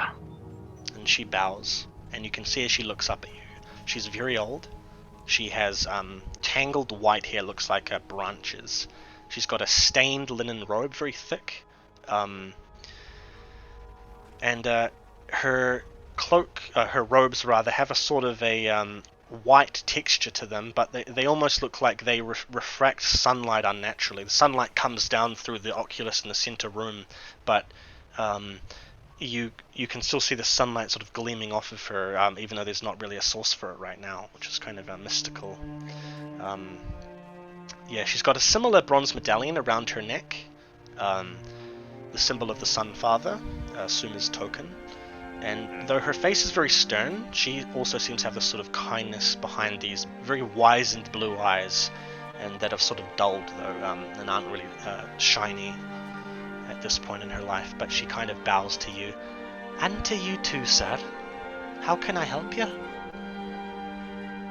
I've come to pray for some sins I may have committed earlier, but I've also come for refuge. I was robbed by bandits, and I was hoping to seek shelter for the night.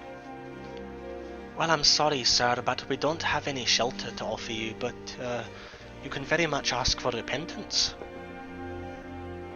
I shall, if you don't mind. And she turns and starts walking very slowly towards the main room in the temple. Please. I follow. Alright, so you follow, and she has her hands sort of tucked into both sort of sleeves of her robes as she walks. Might I ask, where do you come from? Originally from the Vulcan Mountains, but I'm not too sure where I come from at the moment. Like many who find their way to the Temple of Light, they are lost. They do not know. They know where they come from, but they do not know where they are right now. Exactly. And she kind of turns, but doesn't reveal her face. I see you wear the token of Suma on your person. You are a follower, yes? Of course. And what made you wear such a symbol around your neck, being from the Vulcan Mountains? That's a long story, but I'm not sure how to say it, but I got visions, weird visions in my dream that I think may have been the goddess herself, and that's what led me onto the righteous path. And she turns instantly and looks at you, her eyebrows furrowed. You've had visions from the goddess herself? I believe so. Multiple. And what do these visions show you? They're difficult to explain, hard to understand. The first one led me to following Sister Hazil across Romania as I was lost. And the most recent one told me to go to the Temple of Light. The Temple of Light here in Varlon? In the capital. Yeah. In the capital? The Temple of Light. Yes, I see what you mean, but, well, why on earth would you, well... Taking a detour. I see. Well, there's a lot to be said about visions. It's been a while since we've had someone come through that's had such dealings with the goddess herself, but you must be very special then. That's not for me to decide. You are very wise to say that, and you can see that her expression of you, or perhaps opinion of you, kind of changes a little bit. I've lived a long life. I've got enough wisdom. I prefer not to talk about it, but yeah. As you near the end of the hallway and the beginning of the main prayer chamber, where there's rows of wooden benches for people to sit at, Pews. you can see, pews. Thank you. Mm. There is a singular colossal statue of Suma, in the far end of the room, surrounded by sunflowers. And it is very, very well carved. It's probably the best statue of Suma you've ever seen in your life. Oh yeah. But You fucking egg. yeah. The woman, she stops there and at the sort of entrance to into the prayer area, and she turns to you.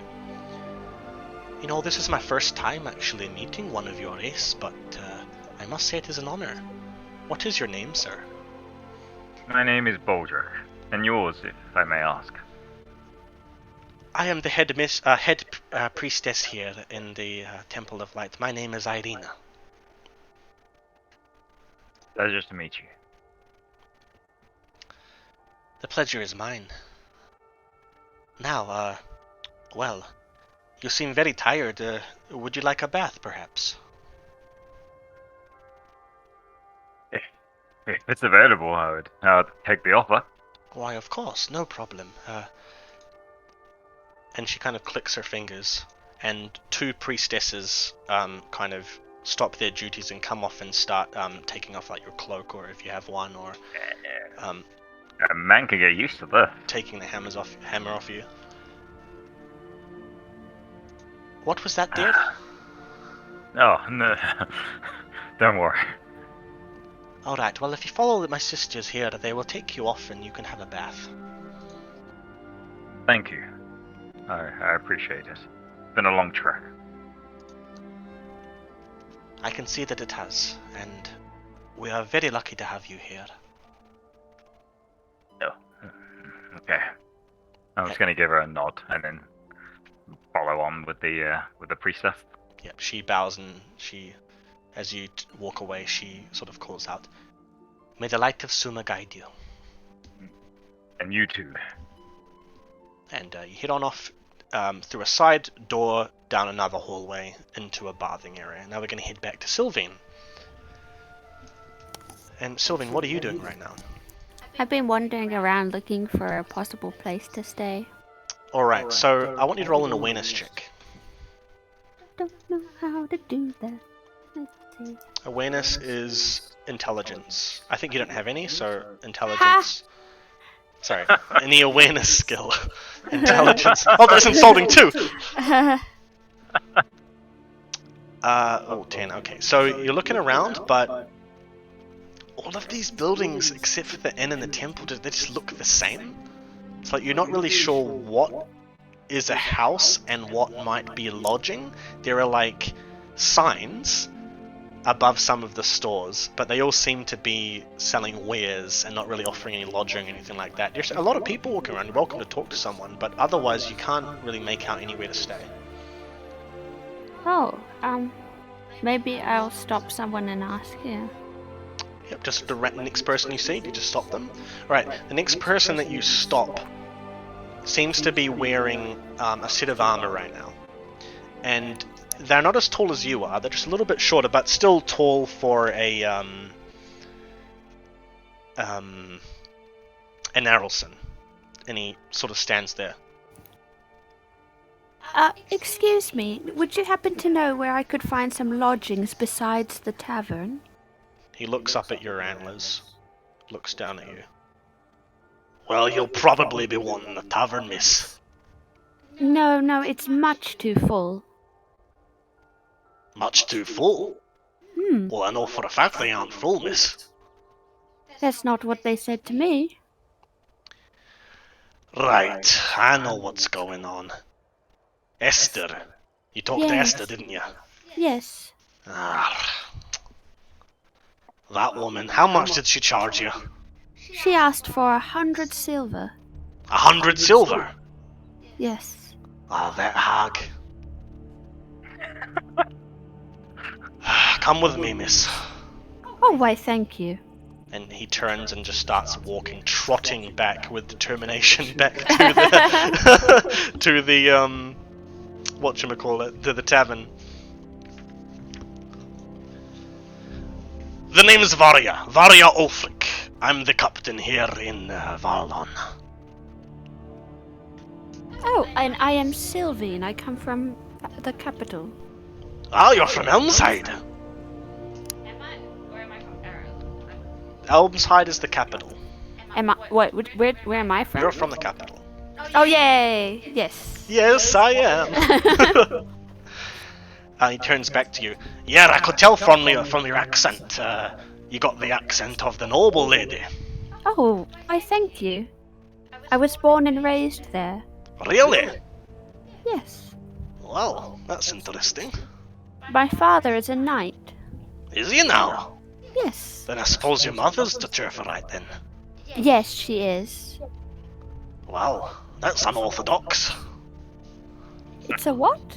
Unorthodox. Is it now? A Turferite woman married to a knight? That surely is. Never heard of that, something like that before. Oh, I see. And eventually you reach the tavern, and he turns to you and stops. And you can see that he's got a very stern face, got a long scar right across his eyes. Kind of similar to Baldric, actually. He looks to have been a captain for many years now. He is quite old. He has this sort of dulled iron armor, and it's like started to corrode from all the rainy nights that he's kept watch over the town. And he has a large cloak of dark grey fur, and you can tell sort of just from the texture of the fur that it's from what can only be a giant wolf. Ooh. And he kind of looks at you. Let me do the talking, alright, miss? Oh, yes, thank you. Alright then. Follow me. And he stampedes in, and as he walks into the tavern, everyone moves out of the way. And they kind of whisper. Is that Varlon? Oh my god, what's he doing here? Oh, this can't be good. No, it can't be. Oh no, oh my goodness. And he walks on over. And just puts one fist down on the counter. And there's silence. The tavern isn't fully silent, like people further down the way are still talking, but the people on the bar stools right at the counter, they've all just turned silently and looked all the way down one by one towards Captain Ulfric, Varga Ulfric. Esther! And Esther freezes as she's giving out a drink, and she turns and she kind of smiles broadly and waddles on over, as plump as she is, waddles on over to where you are, Sylvain, standing behind Ulfric. Oh, Varga Ulfric, pleasure to see you. What brings you to the tavern? You know what brings me here, Esther. You're driving up prices again, ain't you, you old hag? Oh, I'm sorry. Well, you see, we got to make enough coin to put on, the services. We got to hire bards, and we got to bring in musicians, and we got to bring in, thespians. We got all sorts of things we have to pay for. You know very well that you've gotten a hefty sum of silver from the Jarl. Jarl Saver gave you a lot of coin to put on a lot of shows for these people that are coming through. You don't need any more, and you don't need to be charging a noble lady. You know she's noble. I know you know. You don't need to be charging her just because she's from the capital. And some of the people sitting in the counters, they kind of look at each other and nod. Yeah, well, that's not very nice. You say, oh, that's kind of rude. Yeah, I think so. Yeah, I hold my head high. You hold your head high, and Esther looks at you. And she kind of looks at you, and her expression goes softer. Look, miss, I'm very sorry. I'm sorry for charging you so high. Do you forgive me? Oh, yes, of course. Alright then. And Ulfric sort of steps back and lets you step forward. So how much will it be then? And Esther kind of looks at Ulfric and kind of pouts a little bit, and then she looks back at you. Well, for the 4 nights I'll charge you. How does 50 gold sound? I look at the captain. 50 silver, sorry, not gold. I look at the captain. Ulfric kind of raises an eyebrow. Doesn't even say anything, just stares at Esther. 30 silver. That's more like it, Esther. Oh, thank you so much, Captain. Yes, 30 will be fine. Alright then. Pay up, milady. I hand over the 30. Alright, she takes the silver, mark off 30 silver on your character sheet. Yeah. Esther just pockets it and puts it. You know, while I've got you here, Ulfric, I wanted to talk to you about that boy. Oh, what's he done again? What's he done this time? And Esther sort of shakes her head. Well, you know, Eskel was so mad, you see. And Sylvain, you're kind of listening in on this as Esther gives you a key to your room. It's got a little number on a little wooden placard. Number 9. And she hands this to you while she's talking. Yeah, well, oh my goodness, Eskel, he was fuming. You see, Etrus, the little one, oh, he's about 10 now, and he broke in here and stole one of me apple pies. I couldn't believe it. Ah, he did he? Ah, little mongrel. Yep, he did. He came in and he stole an apple pie and stole it to himself. Caught him out back. He'd already finished it off. And well, when I caught him, I flogged him, I did. And well, his father Eskel, he came over. He flogged him too. He got 2 floggings, he did. And then Eskel. Oh my goodness, I couldn't believe it. I couldn't believe what? Couldn't believe what, Esther? And Esther's kind of standing there. Well, I believe it's kind of barbaric, but, Eskel, he told Etrus to go stand out in the forest till nightfall. You know, it's just a pie. I was angry, but, you know, I'll have to replace that pie. It costs a lot of coin, a lot of silver, but... Oh, couldn't believe he'd done such a thing. Ah, for goodness sake, you know, Eskel, he's stuck in his ways. What, you think the boy's still out there now? It's freezing out there. Oh, he's not out there now. Sorry to be eavesdropping. What do you mean he's not out there now? He stowed away on the back of my carriage and rode all the way back into town. And Ulfric kind of smiles, and Esther's just beside herself. He did he? Yes, he was very cold. And you can see Ulfric's now looking around the room, and there are people sitting at the counter who've kind of been eavesdropping and that kind of whispering amongst themselves. Oh, he's not going to be happy about that, is he? No, he's not. Oh, don't tell him. He ran off as soon as we arrived in the town. I bet he did. Well, I better head on over and to see to Eskel then. I'll tell him what happened. I'll leave out that last part you told me, milady. Thank you, anyway. Oh, no problem. Thank you as well for all the help you've given me. No problem, and if Esther here does anything else to you, you'll let me know. Thank you, sir. I curtsy. I won't do anything else. I just needed to make back some coin, you see. I'm sorry. Oh, no problem. Could you show me to my room, or...? And she kind of looks at you confused. This isn't the capital, dear. You got a number there. Go find it yourself. Oh, okay. Wow. Now, if you don't need anything else, I've got patrons to attend to. I make my way to my room. Alright, so as you turn and head on off, Esther turns back and starts handing off more drinks, and Ulfric disappears outside again. And Baldric, in this time, you have been undressed, and you have had a hot bath ran for you by some beautiful priestesses. And currently they are tending to you. They have these quite big silver sort of, what do you call them? Like canisters of hot water, and they're pouring it over your shoulders right now. And you have a very sort of resilient, stony skin, but even this bath is quite hot for you, as they pour the water over you. Right. And you're sort of kicked back there, relaxing in the bath right now. Oh, thank you, ladies. Thank you. Oh, it's no problem. You- It's not too hot, is it? It's a little hot, but I'm happy to relax by myself here. You can go back to your duties if you like. Oh, I don't mind at all. Might I ask, sir, what's your name? I'm Bolger. What's your name? My name's Arna. Oh, thank you for the, thank you for taking care of me. Oh, I'm just doing my duties here. We take care of all who believe in Suma.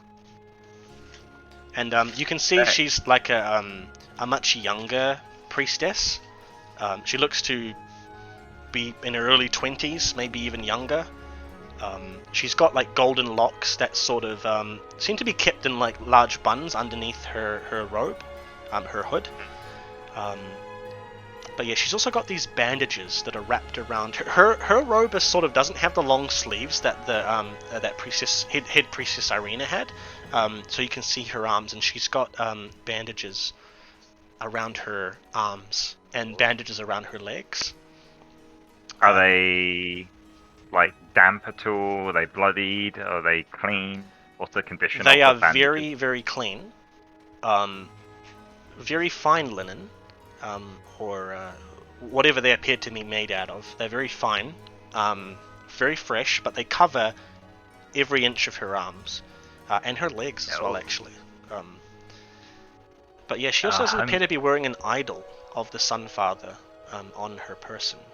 One of the only priestesses not to have that, as you were walking through. I'm sorry to ask personal questions, but are you a priestess here?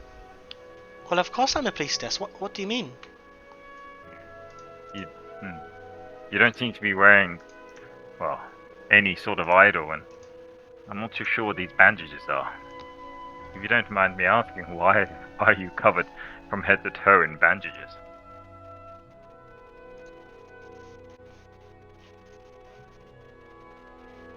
Roll a human perception check.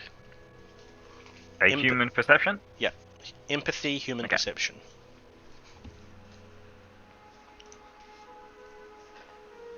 13. 13?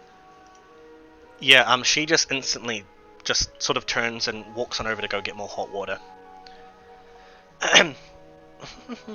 Seemingly ignored you, and she's kind of getting some more hot water fresh from the onsen spring that's nearby. And she walks back over to you and starts tipping it again on you. Sorry to get a bit too personal. I'm just here to help. It's no problem, it's just, well,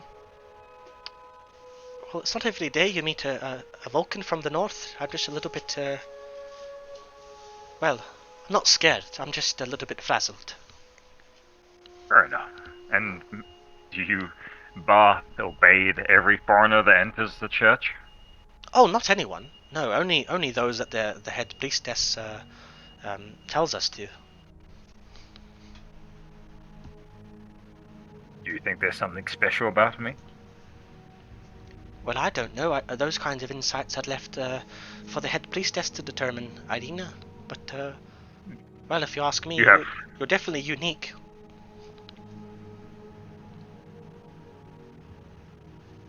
And she tips the more water up on your shoulder.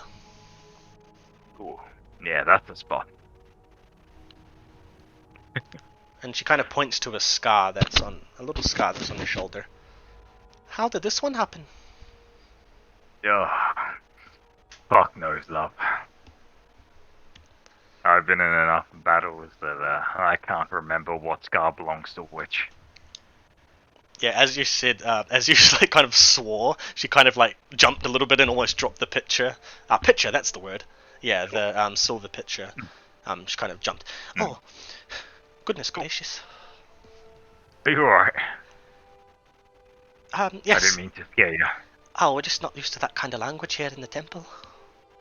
No, I apologize. I'm not used to churches. But you wear a symbol of the goddess on your neck? I've been traveling the road with a priestess for a long time, but not often when we went to a church. We tended to the weak, to the poor.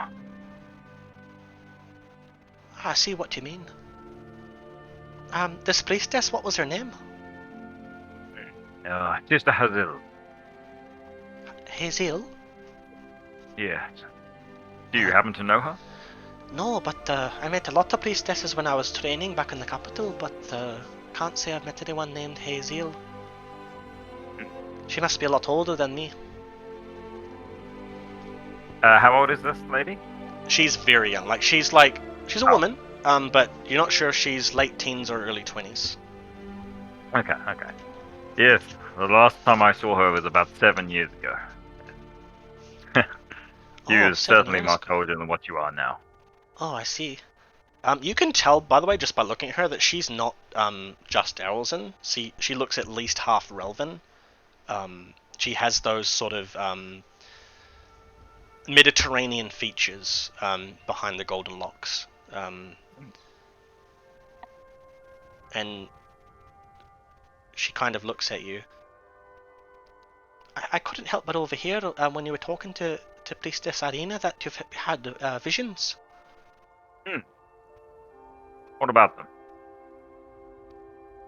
I had a vision too, you know. Oh, what was your vision? And I'm gonna sit up a little bit more from my relaxed state. Roll a persuasion check. Okay. Empathy, persuasion. Oh, sorry, charisma. Charisma? Yeah. Okay. Sorry. Persuasion is to persuade people to believe something. Charisma is encouraging others to do something, like getting them to divulge information. A crit fail, -2. Crit fail, -2? Yeah, she kind of shrugs her head. I don't really want to talk about it. Well, that sucks. Well, anyway. So what are you doing here at this church? You don't seem like you're from around here either. She kind of like moves around and she puts the picture down. I suppose that's about the end of your bath now. And she walks off to get a towel. No, she goes and gets 2 towels for you. She brings them over to you and they're very coarse. They're not comfortable, even on your rocky skin. She holds them up to you. Well, I suppose you can get dressed yourself. I'll wait outside. And she turns and heads on out. And we're gonna take a break. Break time. Oh, I can go pee. All right, we will be back in about 20-ish minutes. 15 to 20 minutes, Sounds right? good. Smaller break today. Whew. Okay. Sweet. See you soon.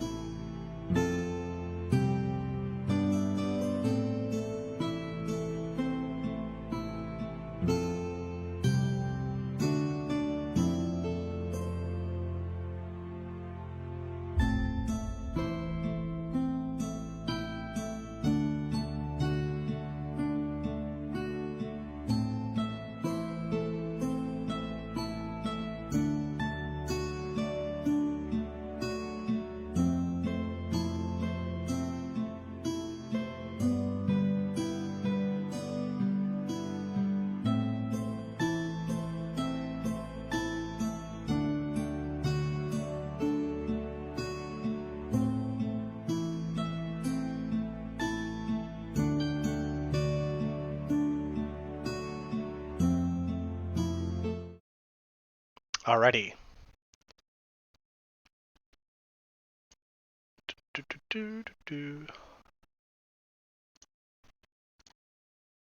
We are back. So,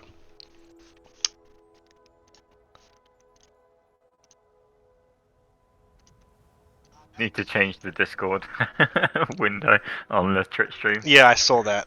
Okay, everyone saw the meme. Everyone saw the meme.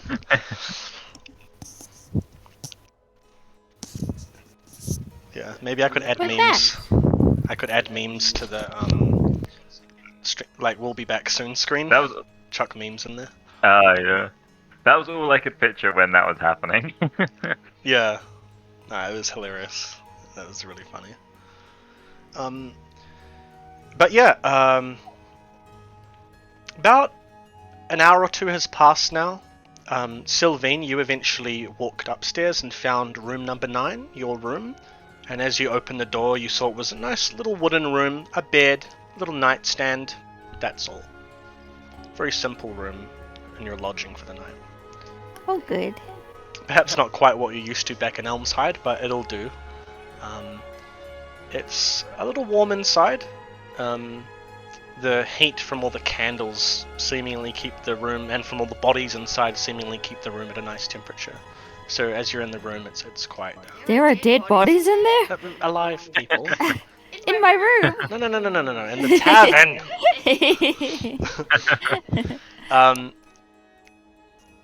Yeah, and so what have you been up to? Just kind of been chilling in your room?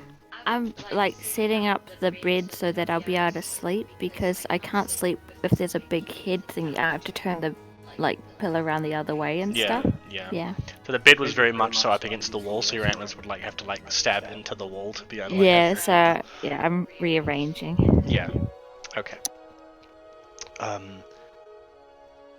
Yeah, and also Baldric, this time you've gotten dressed again. And if you'd like, you can actually roll a grooming style check to see how well you dressed yourself. Your shirt is upside down. Okay, crap. Let's go. Oh! Ooh, super fly. Okay. 23! 22? Yeah.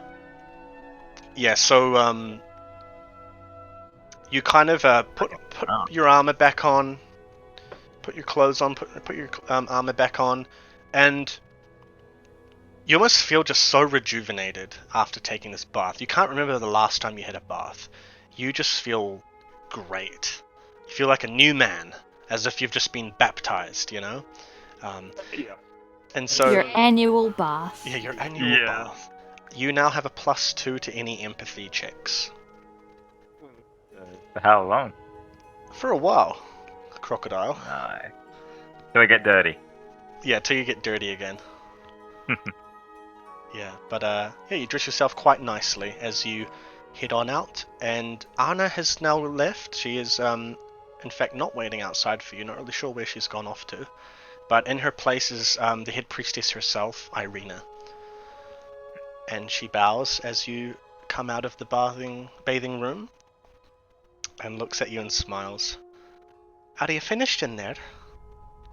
I have. Thank you for the bath. I was not expecting it. It's no problem at all. Now, please follow me. I have something we should discuss. Sure. And it's time she Hesitantly follow. she leads you back into the main prayer room and where the hall is. And you can see in the pews there are some people there sitting and they're praying. And as you walk in, kind of lean down so you don't hit yourself on the sort of radial, like oculus, sort of a stone cylinder that goes up and forms where the oculus is. You sort of have to lean down and walk under. And as you do, you see a few people turn and look at you. And their prayers kind of interrupted. They look at you. Give a half smile, like as friendliest smile as I possibly can for a Vulcan, and just a little nod to each person. Yeah, they just go straight back to their prayers. But anyway, Irina sort of stops just shy of the center of the room, and she turns to you. I gather by your armor that you're a bit of a mercenary type, perhaps? Not anymore. Ah, a pity then. You have problems? We do. And she kind of looks to see that no one's listening, and she leans in to whisper and faces away from the people sitting in the pews. You see that man over there in the front? And you see a man who's visibly disheveled and not really taking good care of himself. He lost his baby daughter about a week ago. We don't know what happened, but well, Yarsaver's been looking into it, and the guards, but they don't know what happened. They think maybe there was a burglary that happened, and well, all we know is that the baby daughter was murdered. Sounds like a job for the town guard, not for a mercenary.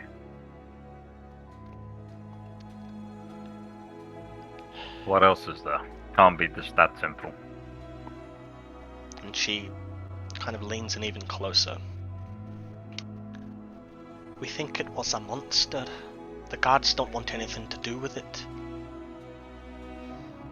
And Ulfric, the captain, well, he's a seasoned guard, and he's always taken care of us here in the town, but he's not the sharpest of the bunch. He's in his later years.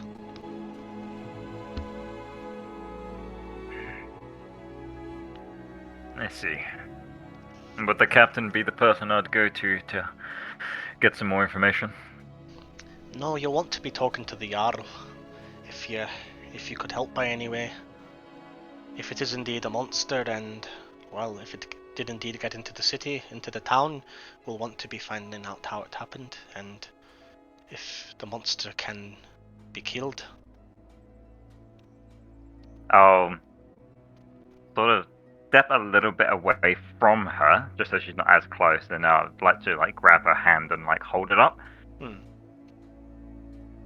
Oh. I will kill your beast in the name of Suma. Do not worry. Though I appreciate your gesture, it is not I that needs this beast sought out. It is these men here who have all lost someone. These are clearly your people, though, right? They are my people, yes, but I serve Suma now. Suma is my mother, she's my family. Everyone else Amen. is sort of, unless they're followers, well, I have to devote my life to the goddess, don't I? As you will know. And is this man a follower? The man over there? Or is he faking it, praying after his daughter's left? She turns away and looks at the man sitting there, and then just sort of turns to you slightly and just shakes her head. Doesn't really matter if they're pretending or not, as long as they're coming through, so long as they're sitting here praying, that's all I care about.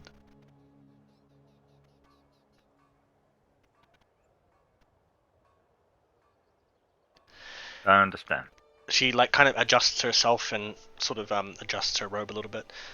Well, if you don't be needing anything else right now, I looks like it's about sundown now, so you could come back tomorrow if you want to talk more about these dreams you've been having and your purpose, perhaps.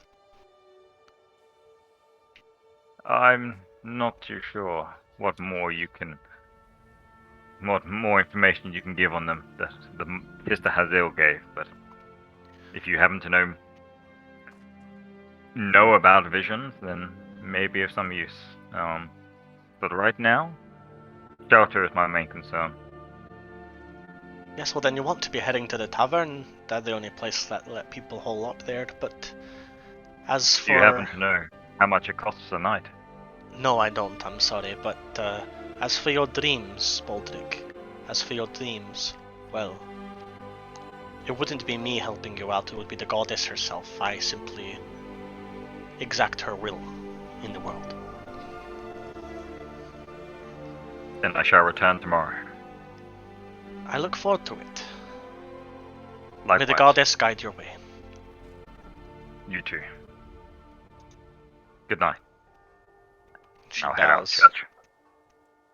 Right. As you leave, we're going to head over to Sylvine. Hello. And what are you doing right now? Are you in your room? Yeah, I'm in my room. Are you just sitting there? Well, I guess like I'm kind of eavesdropping at what could be happening in the pub below. So, are you kind of like in your room just sitting there listening, or are you like leaning over the balustrade kind of thing and peering down? Or... I'm in my room. Okay, so just listening out. Yeah. Roll an awareness check for me. Okay. The time of the day, is it around like 6, 7 o'clock in the evening, is it? If it's sundown, is that around 6 o'clock, 7 o'clock? Sorry, what was that? So you said sundown. Is that around like normal time, like 6 o'clock, 7 o'clock, around then? Yeah, pretty much. Awareness. Which one was that? Intelligence. Oh, really? Okay. Ooh. Uh-oh. What did you get there? Oh, please roll another 10. Oh, okay. That's a crit fail. Dun dun dun. Not very aware.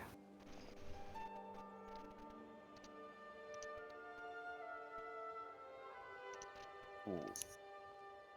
That's a big one. All 4? Sorry, just a moment.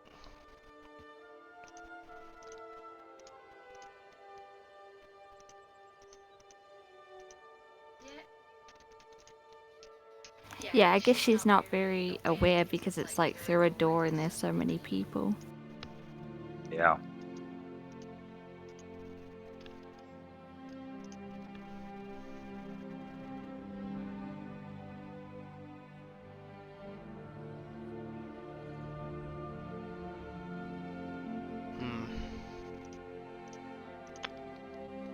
But yeah, there's not much to do in the room, but there's not much to do out of the room, like at night, you know?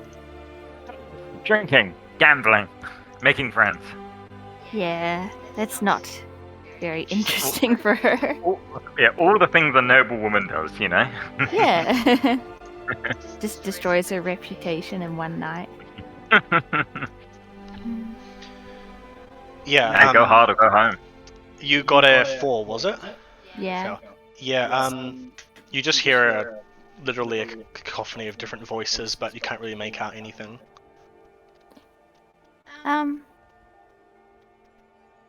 Maybe I could like tiptoe out and kind of just look at people.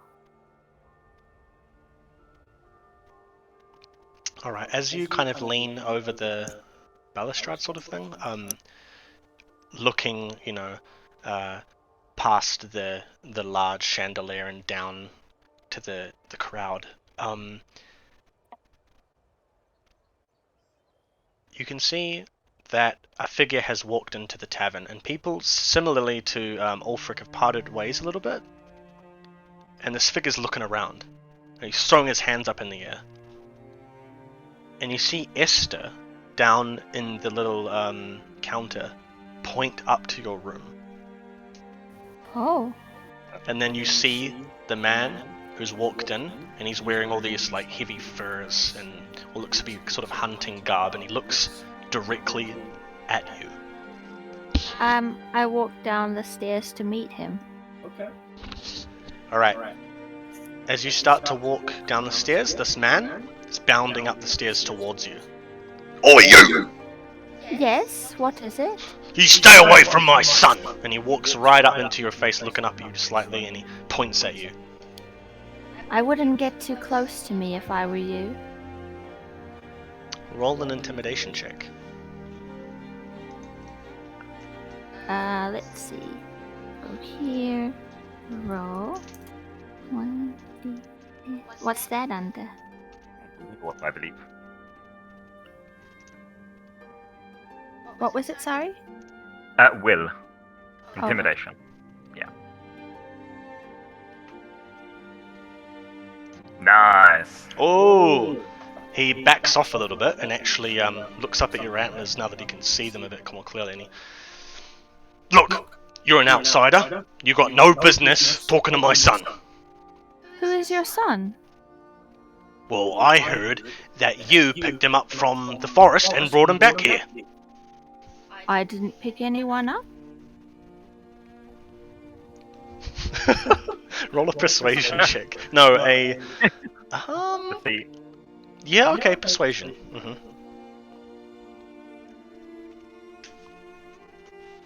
It, what's that under? Empathy. Dun dun dun! 8. Ooh. Yeah. He just shakes his head. Look, I know it was you. You're the only trooper right here in the village, in the town. But I didn't pick anyone up. Then how did my son get brought back in a carriage that had a trooper right in it? There you are. That is the correct question. And the answer is he stowed away on the back, of course. Yeah, you talk, oh, he stowed away on the back, did he? And he's like visibly mocking you, like very childishly. He stowed away on the back, did he? Oh, you talk like you're some highborn or something. Ha! He spits off to the side. Do you know who I am? A lowborn? And you can see that he's now visibly fuming. I am no lowborn. Oh, then why would you spit at highborns? Look, you're not from around here, you don't know our ways. I don't care if you're half Arelson or whatever you are. I'm Iskell, son of Itrin. Nice to meet you. I'm Sylvine of Areloth. Pwah. Yeah, well, the honor's all mine, I guess. You stay away from my son. Oh, gladly. Yeah, and you can see now as he's kind of in the light, as he turns away, you catch this man who looks in his later years, or he just looks old for his age. He's got thinning hair, flicks of silver, twirl out sort of like tinsel. He's got a little unkempt beard, brown teeth, some of them missing, and he's got a huge scar that trails from the top of his receding hairline down to his mouth. And he's kind of got this sort of military tunic, and it's... You kind of mistook it for hunting garb at first, but it's definitely something more militaristic in nature, and then it's covered in furs and stuff. But he turns, gives you one more look, shakes his head, and then walks away. And it looks like a few people waiting at the bottom of the stairs also follow him. And Baldric, at this time, you actually walk into the tavern, and he bumps into your shoulder, looks up at you, spits again, and goes, "Watch where you're going!" I completely ignore him. And he just walks past you, and a couple others just continue past. And yeah, Baldric, you are left standing there. You can see Sylvine is standing there off to your left, up the staircase. And there are people everywhere looking around at you and kind of whispering, "Oh, is that one of those rockmen from up north? Oh, that's a Vulcan. I haven't seen one of those before. Oh, it's been years." I'm gonna head over to the counter. Yeah, as you head on over, the tavern keeper is already looking at you, and she actually kind of like pretends to look away and like hand off some drinks, and then she, about 20 seconds later, works up the courage to turn to you, and then pretends to see you for the first time. Oh, and she waddles on over. "Hello there, sir. How can I help you?" How much is one night? One night, for a man like you, that'll be, and she looks around, that'll be 50 silver. No, it won't. And I come down the stairs. I love it. Oh, you walk down and she looks at you. Oh, I didn't see you there, miss. I misspoke, sir. I meant, 20 silver. I paid 30 for 4 nights. Oh, did I mishear you, sir? I thought you said you had for 3 days. One night is all I require for now. One night? That'll be 10 silver. Perhaps we could come to some arrangement. She's just standing there smiling at you, but she's like terrified. What kind of arrangement are we talking about? Unfortunately, I ran into some bandits on the way, and I don't have the coin at the moment. But perhaps I can offer my labor in return for the night. Not the first time I've worked in an inn. A few guys at the counter close to you, they just start like laughing. He thinks he can work in a tavern, that big oaf made of stone. Oh yeah, that'd be a funny one, wouldn't it? And they're kind of making little conversation. Esther kind of stifles a laugh. Keeping a very serious face when I'm talking to the innkeeper. Well, I don't know what on earth you could help me with, but if you're looking to help around, you could help out with. She looks around and she leans in. There's been people going missing, you see. You talking about that monster? And she kind of puts her hand up and shushes you. Don't say that word. We don't know if it really is one or not yet, but well, with what's been left at the scenes of the crime, well, I think it is one, just between you and I. Yeah. But, Yes. This is stuff that I'm going to deal with tomorrow, but I'm talking about today and tonight. Is there anything I can help with? No, there's not, but I'm afraid you're not staying if you don't have the coin. I understand. You have a good evening. To you too, sir. Bow my head a little. She bows back and then she goes on off and hands out more drinks. And I'm gonna head out of the tavern. Alright.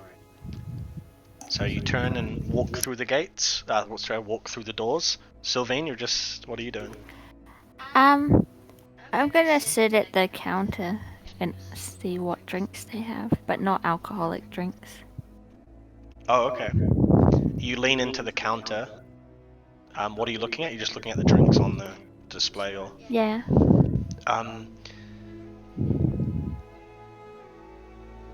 Roll an awareness check.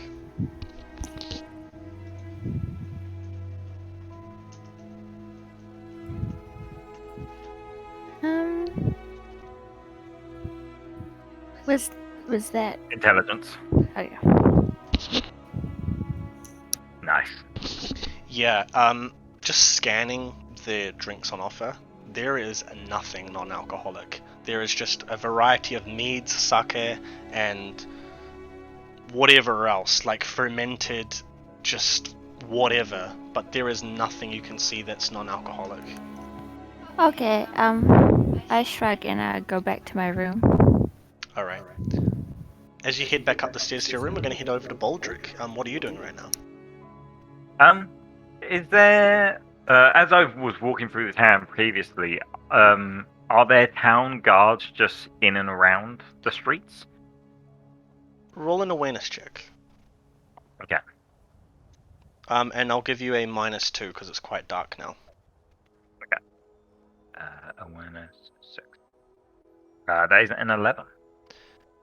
Yeah, you can kind of see people that would look like guards. Like, even normal citizens, though, they're quite dressed up in terms of armor.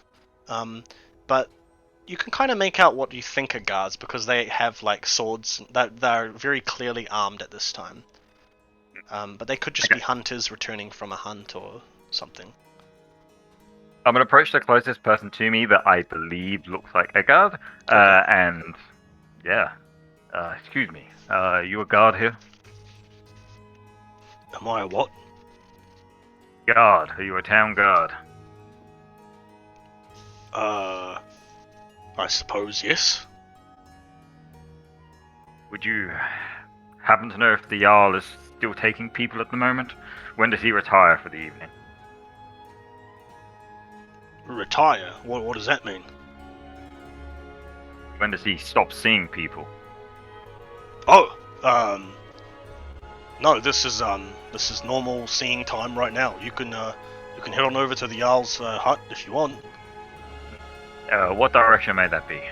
And he turns and points over his left shoulder. Straight through the alley down there. You can pretty much see it. And you can actually, if you just kind of squint, you can almost see just through that path, that alleyway. It leads straight down to a large sort of house. Thank you. Thank you, God. Have a good evening. You too, sir. He nods and carries on. And yeah, I'll head down the passageway that he suggested to head towards the Jarl. Cool. So yeah, as you head down, this alleyway is kept a lot nicer compared to other ones you've sort of peeked down. It's very much so meant to be the path to the Jarl's house, right? As you approach, you can see there's like a two-story wooden house.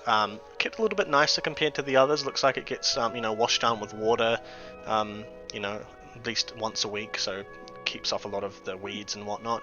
But yeah, as you approach, you can see that there are two guards outside, and once you get into view and they see you as tall as you are, and I assume you've got your hammer with you as well, the guards kind of freeze up, and they've got spears right now, and they plant them in the ground a bit firmer, and one of them calls out, "State your business."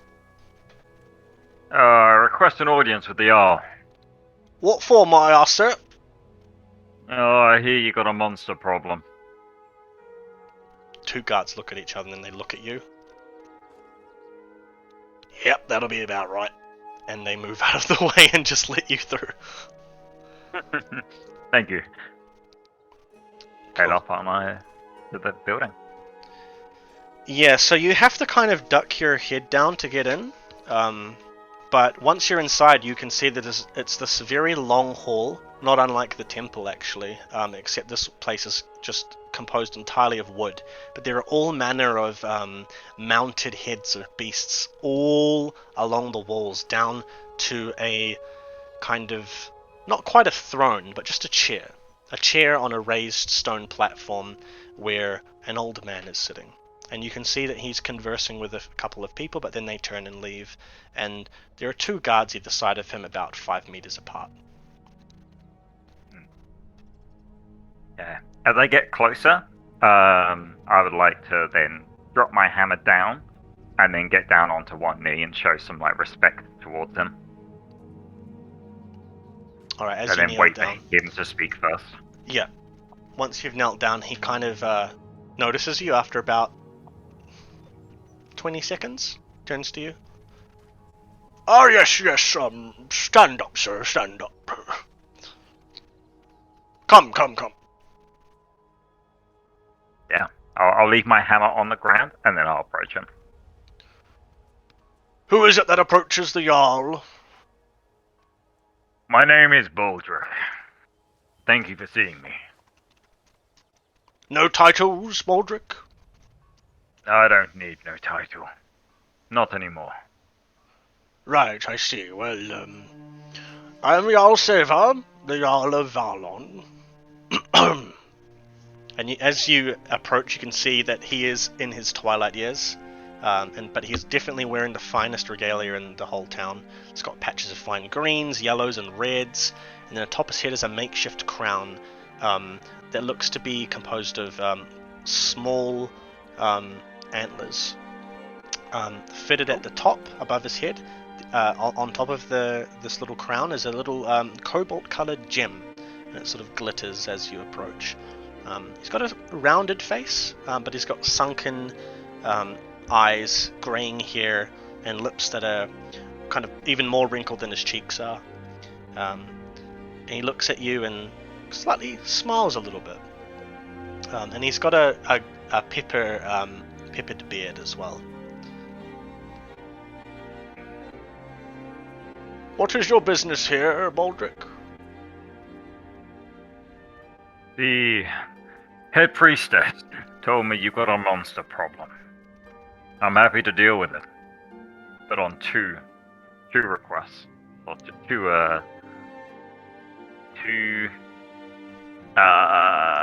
Conditions. conditions. There we go. Thank you. Ah, yes, well... Ah, you wear a token of Suma, then? You're a member of the Temple of Light? I am.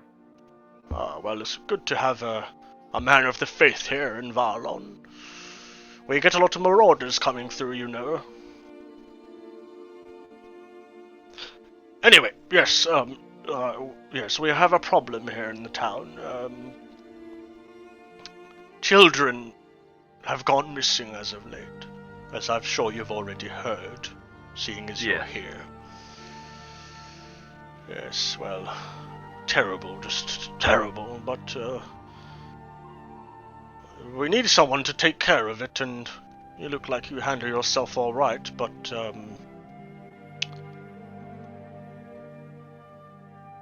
what exactly is your skill set, might I ask, Mr. Baldrick? Killing. And I'm good at it. Monsters or men? Both. Same thing. A simple man. I can appreciate that.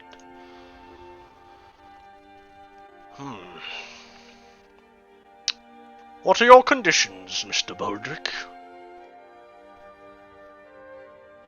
If I get rid of this monster for you, there's a coach driver currently in town by the name of Owen. I requested his carriage be repaired. The other condition? I would like to stay for the Harvest Festival, but unfortunately I have no coin to get a place to stay. I would like a place in the inn for the rest of the Harvest Festival. Well, yes, that can be arranged, of course, of course. I'm happy to pay part of the, well, I suppose the bounty on a creature, but, well, we're in need of a keen or sharp mind to solve such a conundrum, you see, because we do not know if it's even a monster in the first place, or what kind of monster it might be. So, well, and he clicks his fingers, and, what looks to be a steward walks into the room and hands Yalsevar a pouch of coin, and he dangles it and sort of shakes it. This up front, and he tosses it at you. And as you're sort of catching it, as you catch it and hold it in your hand, you can tell this is definitely like at least 50 to 60 silver. More than enough for lodging, yes, I'm sure, but, well, if you're after more coin, then we would like to solve this problem, these people who have gone missing. Not a problem. What do you currently know? Well, if I had my way, I would have petitioned the High King to send a Shikari down, you know, those monster hunters. They would have been able to deal with whatever monster this is, but unfortunately, well, I've been trying to keep things under wraps, you see, with the Harvest Festival approaching and whatnot. Understandable. I'm glad you agree. With appearances to maintain in this town, but, well, that has sort of reduced us to only the men we have here in the guard barracks and the captain himself, but they have no clue whatsoever. And he sort of, his expression goes a little bit harsher, and he sort of looks away a little bit. We thought at first it might be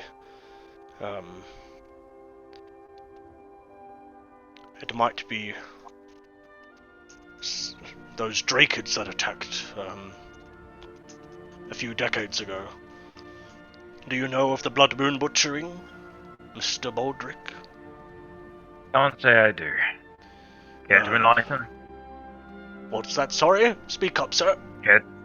Care to enlighten me? Not at this time, no, but I'm sure you can ask someone about it. Anyway, I don't think personally that it's Drakids, but if it were, then, well, that would be terrible. But anywho, a lot of the evidence we've had thus far is sort of pointing in the direction of other creatures of ill intent. It's only been children that have gone missing, and, well, Drakids normally only go after cattle, you see. So whatever it is, it's after people, specifically young ones. Where would be the best place for me to go first? To look for this? Or to investigate?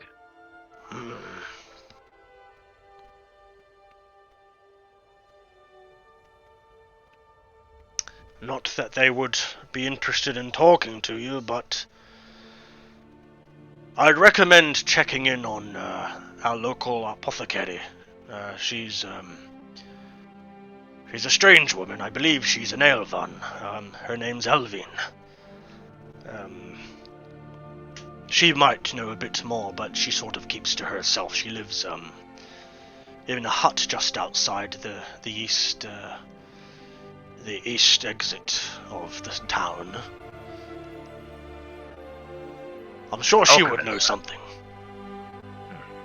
I'll start there, and I'll start tomorrow, and I'll get rid of this monster for you. I appreciate it, Baldric, and if you know of anyone else that might be able to assist you,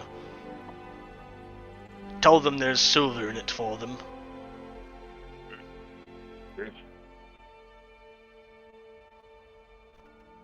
That is all, sir. Thank you. Bow. Very gracious bow, and then I'll return back to my hammer, pick it up, throw it over my shoulder, and then head out of the building. And then once I'm outside of the building, I'll check the coin pouch to see how much coin I actually got. Yeah, looking through the coin, the pouch, there's about 40 silver in there. 40 silver. Awesome. Yeah. And I'll head back to the tavern. Alright. So Sylvain, what are you doing in this time? I'm awkwardly hanging out in my room because I don't know what to do in the pub. Yeah, well, does Sylvain not actually drink alcohol? Not really, because she's too young. Okay. Yeah. Like, she wouldn't have, and it wouldn't be ladylike for her to do that. Yeah. As you're sitting in your room, and Baldric, you're making your way back, you can hear that the chatter that was sort of making up the ambient sound in this building has completely ceased. Oh. There is no noise right now. You've heard a few scraping of chairs and things, or tables, but it's been eerily silent for about the last minute. Oh, I look outside. Alright. As you peek over again and look down, past the chandelier, you can see everyone is looking, not at you, but like kind of under where you are, like they're looking at something below on the first floor, in that direction. And people have kind of set up chairs, they've turned in their, in the bar stools that they're on the counter, have turned and they're all looking there. And it's grown a little bit dimmer in the room. I walk down the stairs. Alright. As you're walking down the stairs... Oh, I walked down the stairs, sorry. I turned my mic off. Yeah, as you walk down the stairs, Baldric, you actually walk in the doors, through the doors, and you guys are almost bumping into each other. Sorry. Oh. Serene, no right? problem. Yes, Baldric? Yes. How's your evening going? Pretty boring, actually. Boring? Yes, well, there's not much to do in a pub at night. I don't quite understand what you mean by that. Why not have a drink? I don't like it. Oh, you just haven't found the right one. Yes, well, I haven't tried any of them. What's your issue? Yeah, I just don't like the taste of most things, so I don't feel like trying any of them. Fair enough. It's at this moment you start hearing music picking up from off on the other side of the tavern. And you can hear different instruments strumming and people are singing. and everyone's got their attention focused off on this in this direction. What's going on? Do you know? No, I only just came down here. Gonna turn and look and see what everyone's looking at. Alright, you can see that there is a woman standing in the middle of this stage down at the far end. The sort of raised wooden platforming that they've got set up for bards and other people to perform. But you can see right now that there is a man playing on an instrument, and there is a woman sort of dancing and singing. And you can see that this woman looks to be like a bardess. She's very much so dressed up in that sort of quintessential outfit.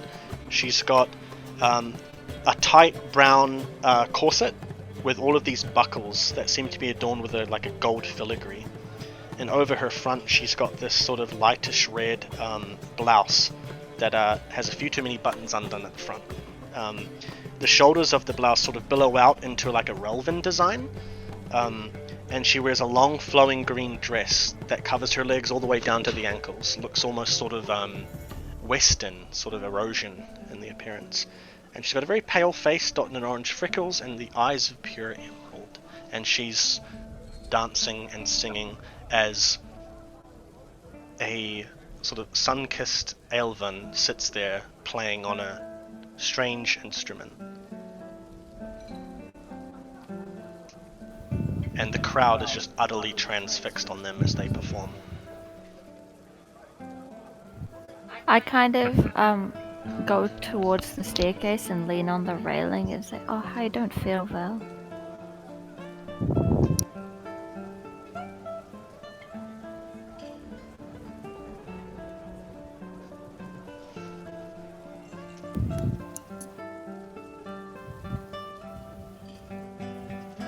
I think I'll go to the Esther and ask if she has any food. Alright, as you walk on over to the counter, you can see Esther isn't actually there. Oh. In her place is a much younger woman. She has a kind young face. She's got dark brown hair, and she's sort of handing off drinks. She's got like that sort of what would you call it? Stereotypical kind of like apron on. Excuse me, do you have any food here? Oh yes, we've got food. What are you after? Maybe a pie or something? A what? Sorry, a pie? Yes. Oh, we don't have any pie. Those won't be cooked till the harvest festival. Well, then tell me what food you do have, so I don't have to list all the things you say no to. Well, we've got meat, all sorts of meat. Do you eat meat? Some of it? Chicken? Half a chicken? You know what? It's fine. I'm fine. It's fine. And I just go like sit down in a faraway table. Alright. So you head off and sit down, and there are a few people sitting around you, and they kind of look at you, and one of them nods and smiles at you, and the other one kind of just looks like, ugh. What are you doing in this time, Baldrick? I'm gonna try very hard to break away from concentrating on what's happening on the stage, since it's so amazing. And eventually, I can get my glare off of the woman and the music, and I'm gonna head over to the counter as well. Alright, so you head on over to the counter, and the woman standing there, the younger woman, she looks at you. How can I help you, sir? I give like a little smile, and I'm gonna pop down 10 silver. I'd like a room, please. Oh, of course, sir. And she takes the 10, pockets it, grabs a number, and hands it off to you. Number 11. Head us your keys, sir. And what floor is that on? First one? Oh yeah, it's just up there, and she points first floor up, just off to the right a little bit. Thank you. Not a problem. Would you like a drink, sir? Oh, You might as well get one prepared for me. I'll be back down in a moment. Oh, alright then. What do you be taking? Just some ale? Yes, please. In your biggest, jug? Biggest cup? A man of your size will be fine with an Areloth-sized pint, to be sure. How much is that? That'll be 5 silver. I'm gonna hand down 5 silver. If she swipes it, I'll get I'll that be ready back for down you in a when you moment. come back. Thank you. Alright And then then. I'm gonna head up over to the stairway. Alright, as you head on up to the stairway, you can see that there's a man leaning against the wall and he's got his arms folded and he's sort of staring at you. He's wearing corroded iron armor and he looks to be a little bit older. Staring at me. Yeah. Oh, is he on my way to the stair? Like I'm gonna walk past him? Yeah, he's like leaning near the entrance to the start of the stairs. Okay, so as I go to walk past, I'm just gonna stop directly in front of him. I'm not gonna look at him, but I'm just gonna just talk forward. You got a problem with me? No, I don't have a problem with you, sir, but I heard that you're taking on a job for the Jarl. Am I mistaken?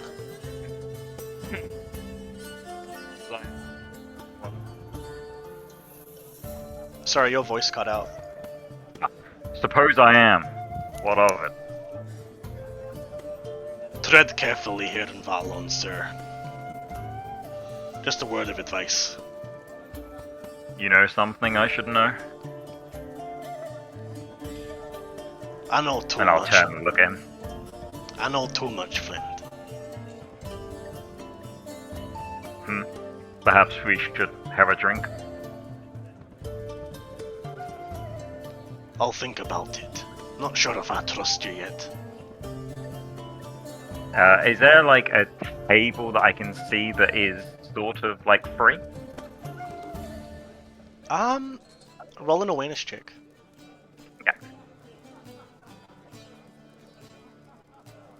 Yeah. 1D. Awareness. That was 8. 12. Yeah, you can't see. It looks like almost all the seats are taken. You can see over near Sylvain, because you can very clearly see her antlers sticking out. There's like what might be a space near her, but it looks like people are just sort of like more so not wanting to sit next to her rather than there being an actual space. I'm gonna point over in that direction. I'll be over there with a drink if you want to talk. Alright then, fancy yourself. Alright, give him a nod, and then I'll head up into my room.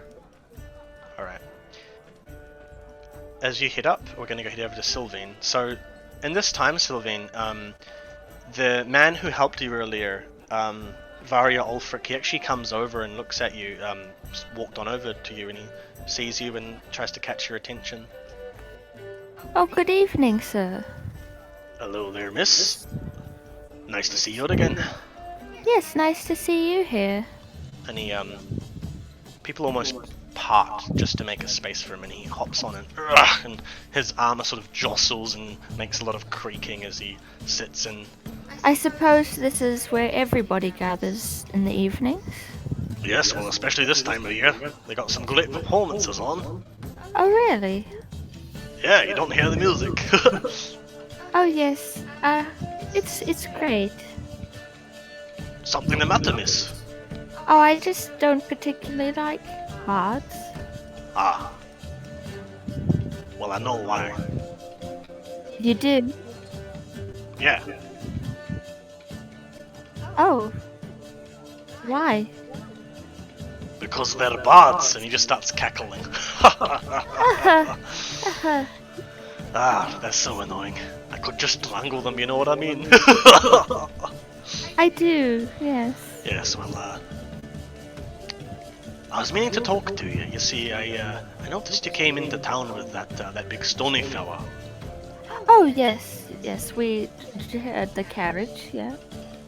I heard that you lot stopped a bunch of bandits. Yes, we did. They were trying to exact a toll on the street. Ah, yeah. The normal kind of marauders that we get, the bandits. It's normal. Happens a lot this time of year, as I'm sure you'd know why. Yes, terrible. Look, are you friends with that man? Do you know him that well? Oh, not very well, no. We just met. Ah, I see. You just happened to cross each other, did you?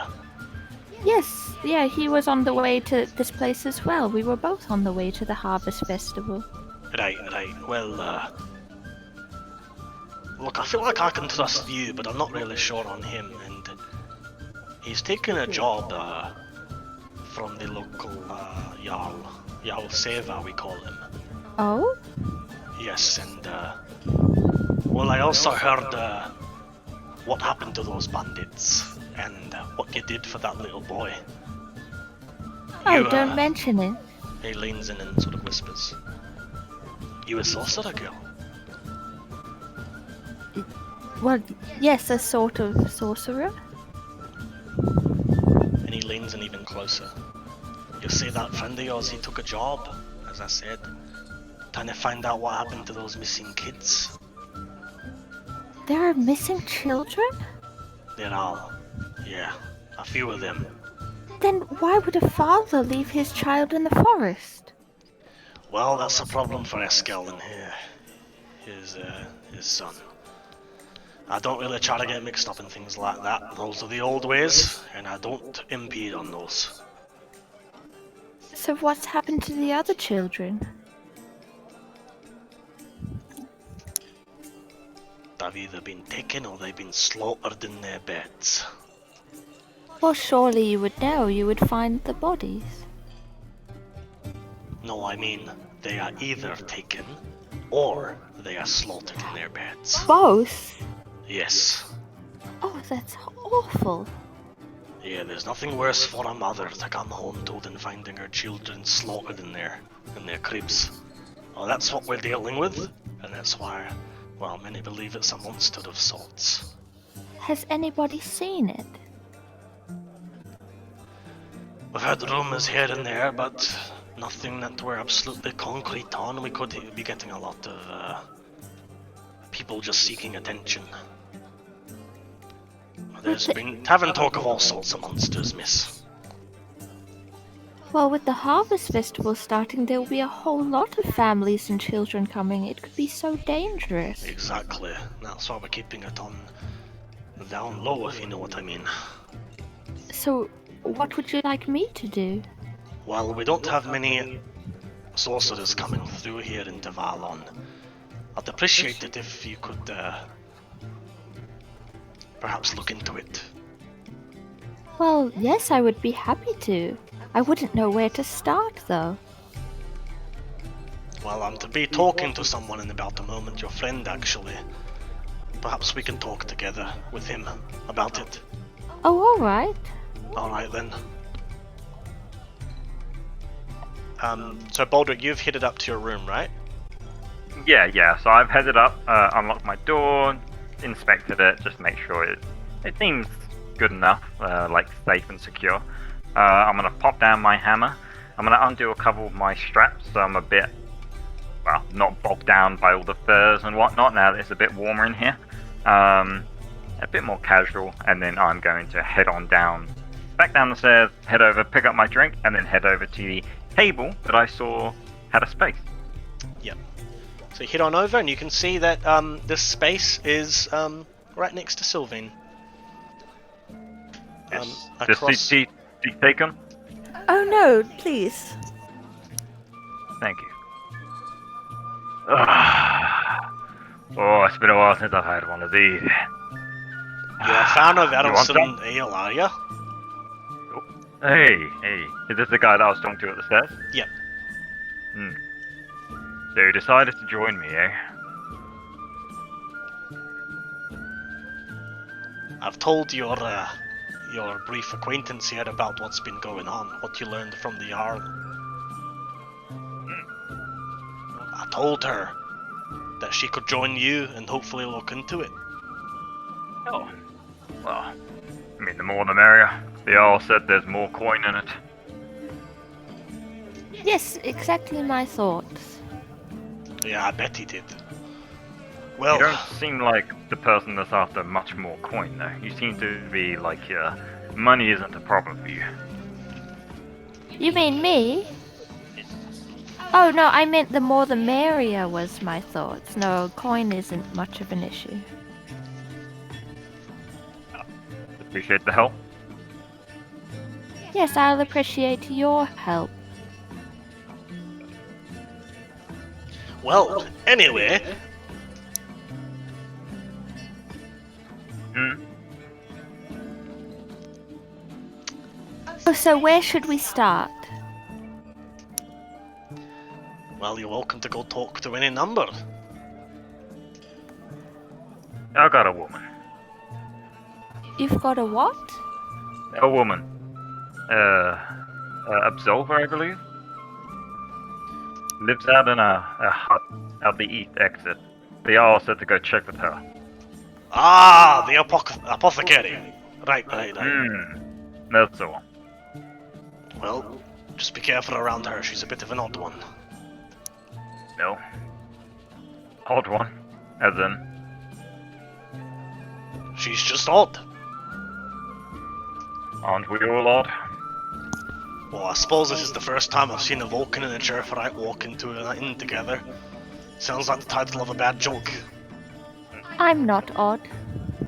Sorry, I meant no offense, milady. So, you want us to go now? Oh no, you'll have to probably talk to her in the morning. She'll be closed up. Now I'm done for the day too. Oh, good. And why not enjoy the amazing performances that they're having?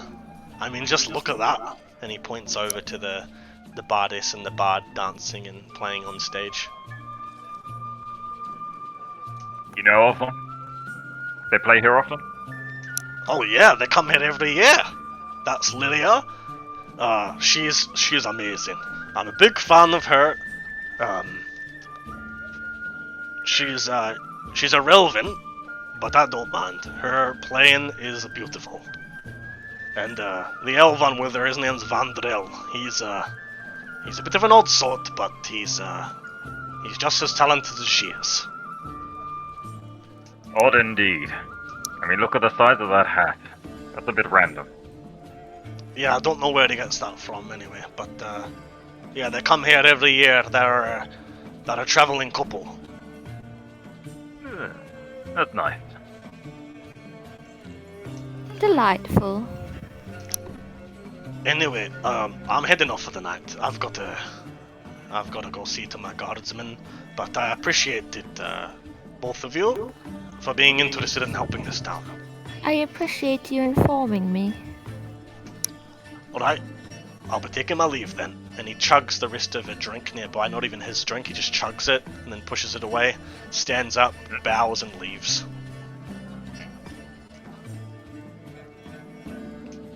Well, this What a should be weird guy. exciting. I suppose you happen to be a monster hunter. Well, no. I don't think Yeah. I need to be a monster hunter to stop a monster, though. No, you don't. But are you here for the festival, I assume? Sorry, I can't.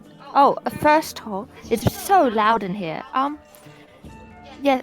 Yes, I think so. I'm number 9. Sorry? I'm number 9. Number 9. Yes. Right. Was that your question? No. What are you doing here at the Harvest Festival? I just love the idea of you both yelling over, like, just over the music and stuff. Oh, okay. Oh, just sorry. It's yeah. Oh, I was hoping to come here to look at the wares that they sell.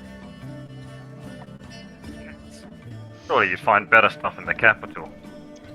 No, because so many people come to the Harvest Festival to sell wares. I thought for sure there would be something of interest. You looking for something in particular? Yes, actually, I'm looking for a necklace. Oh. Any particular necklace? May I suggest one of Suma? Oh, no, I'm not into all that, but, it's one that perhaps might make my antlers disappear. I think I'm able to do that. Sorry, what was that? Don't worry, no. Why do you want your antlers to disappear? I don't want them to disappear, but so many other people do. I don't understand. So many people loathe my antlers. They stare at me and call me names. So, for their sake, I thought I would give it a go and look for the necklace. They're just jealous. Let them look at you. Well, why would they be jealous of these? Why wouldn't you? They look amazing. You're the first person to say so. And Yeah. I have a little smile. Well, when you're literally a rock, any sort of, well, fun thing like antlers is be appreciated, not hated.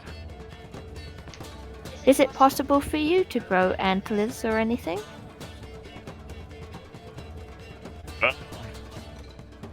I'm gonna have to say no on that. Not that Oh. I've tried, but Oh, I'm happy with the way I look. what are you doing if anyone- here for the Harvest Festival, sorry? Oh, I was on the way to the capital and thought I would just take a detour. Why not Oh. celebrate for a little bit? Yes, well, it is a very famous festival. Are you from here? From this city? No, just Areloth in general. Oh, yes, I'm from the capital. Hmm. Yes, born and raised there. Sheriff, right? Yes. Can't say I've met too many of your folk, but most of them come from the west, not from the south. Oh, well, I haven't met many Churfrites either, just my mother and my sisters. You haven't met any of your kind? No, because there aren't many of us in Areloth. Well, to be fair, yes, that is true. I haven't seen any sheriff right here. Yes, it made it even more shocking when the change happened, and I got these antlers and these hooves. Change? Yes, when we're children, we're kind of like blank slates. But then we go through the change, and we grow some part of an animal. My mother is quite different to me, though. Most of us are different, I think. My sisters haven't changed yet. They all look like little clones or something. They look exactly the same. That sounds painful. Ah, I suppose it's like when your adult teeth come through. Yeah. yes, I think I know of that, but, Do you have teeth? I guess they can be called teeth, but not by normal standards. I have pebbles. Do you need Exactly. to brush them? Brush? What do you mean, brush? Brush your teeth. Why do I need to brush my teeth? Good question. I do that though. It's at this time that the barmaid from before, the young one, she walks over to both of you and she leans in. Can I get you anything else for the night? Another. And I'll hand the cup back over to her. Alright, and for you, miss, would you like anything? Do No thank you, I'm fine. you perhaps drink wine? No. No thank you. Oh, alright then. Well, if you need anything else, just let me know. And she just turns This and way. leaves. Oh, sorry, what was that? No, not you, love. Oh, alright then. And she heads on back over to the counter. Sylvie, have you had any children go missing in the capital at all? No, I don't think so. Do you know anything about children going missing? Anything in Areloth history about that? I haven't heard anything or thought of anything. But yeah, I guess we found that boy out in the woods. Have parents been sending their children out into the woods? Sylvain, you can, because you've had a noble woman's education, you can roll either education or bestiary. Oh, okay. Let's see.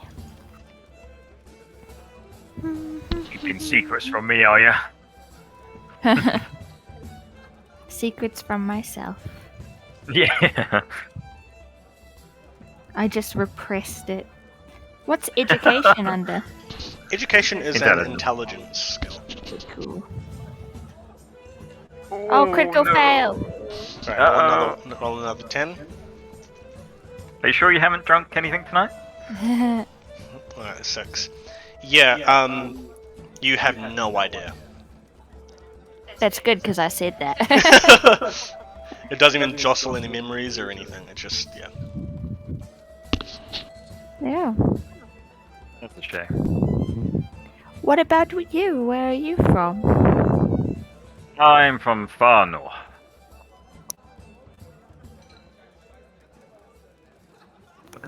You're from where?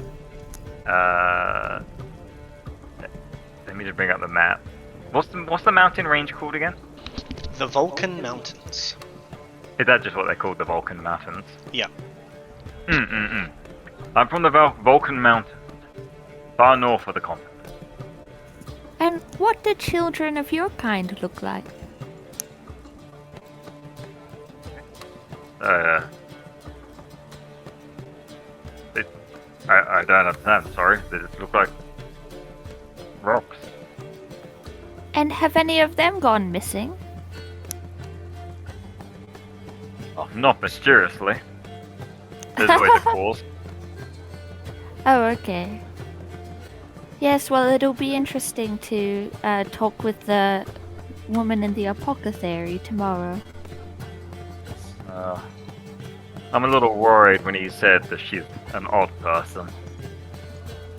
Yes, but I think he thinks everyone is odd. Yes, but if she knows something that might help, I don't want us to not be able to get it out of her, and I have to resort to violence. I don't see how violence would help somebody talk. Oh, it helps. Believe me. I feel like if they're feeling too threatened, they might lie instead. Everyone's got a price. Most of the time, it's their life. Oh, very interesting. Well, I think I'll retire for the evening. It's a pleasure talking. I'll be up at dawn. I'll meet you by the east exit. Please don't be Cool. late.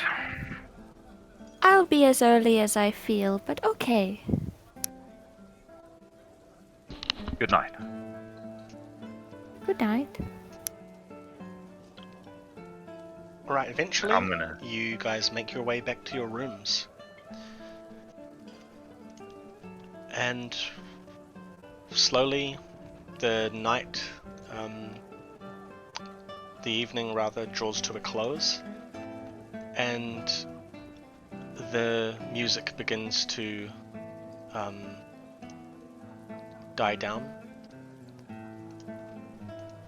People slowly make their way home, back to their houses or to their rooms, and then it is night.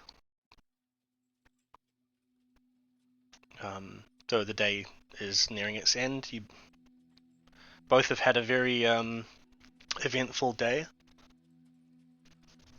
but eventually you get to sleep.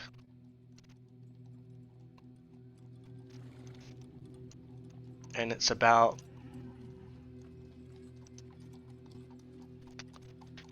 say about 2 or 3 hours past midnight, where both of you in your rooms 9 and 11, you hear a blood-curdling scream coming from outside. It pierces the silence and rings throughout the whole building.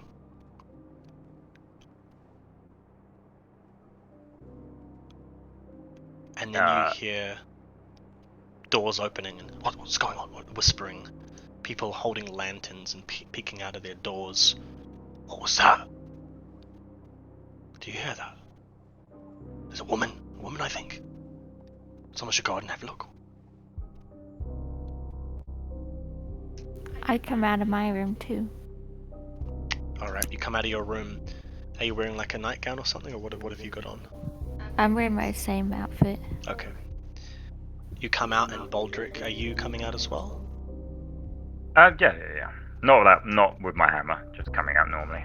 Right, you both step on out, and it seems that a few people are just peeking out of their doors. They're not as courageous as you. They're still just kind of hiding in their room a little bit, but still curious enough to peek out, and you both sort of meet each other in the lobby. I start to walk hear down that? the stairs. I did. If no one else is going to look, then I will. Fine.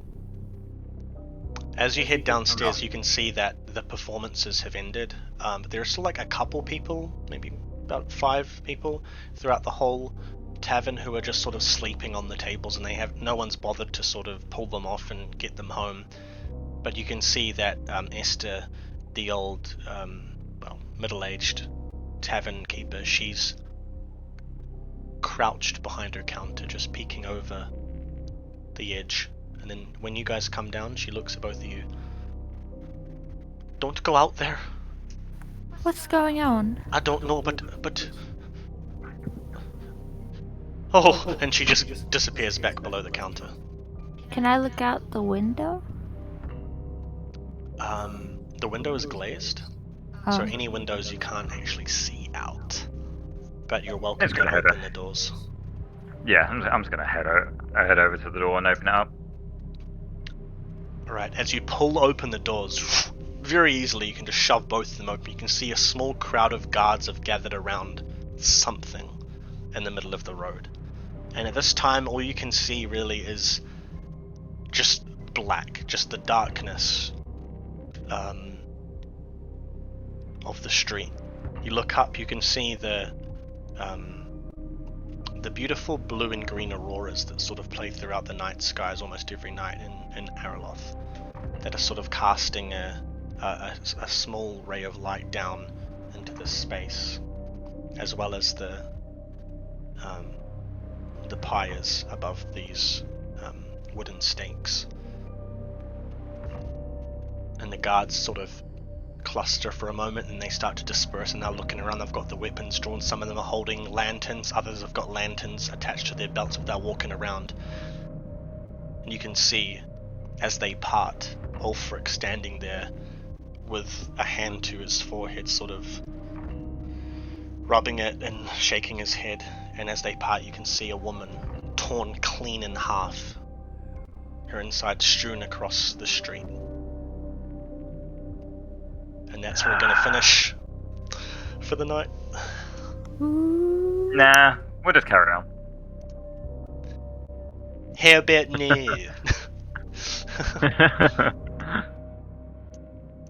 Ooh, Yeah, session 1 finished. Damn, Yeah. on a Well, cliffhanger. yes, that's right. We will pick up next week, 2 p.m. Japan time, with part 2 of Dawnward. Thanks for watching, Thank you. and see you Thank you, guys thank you. next time.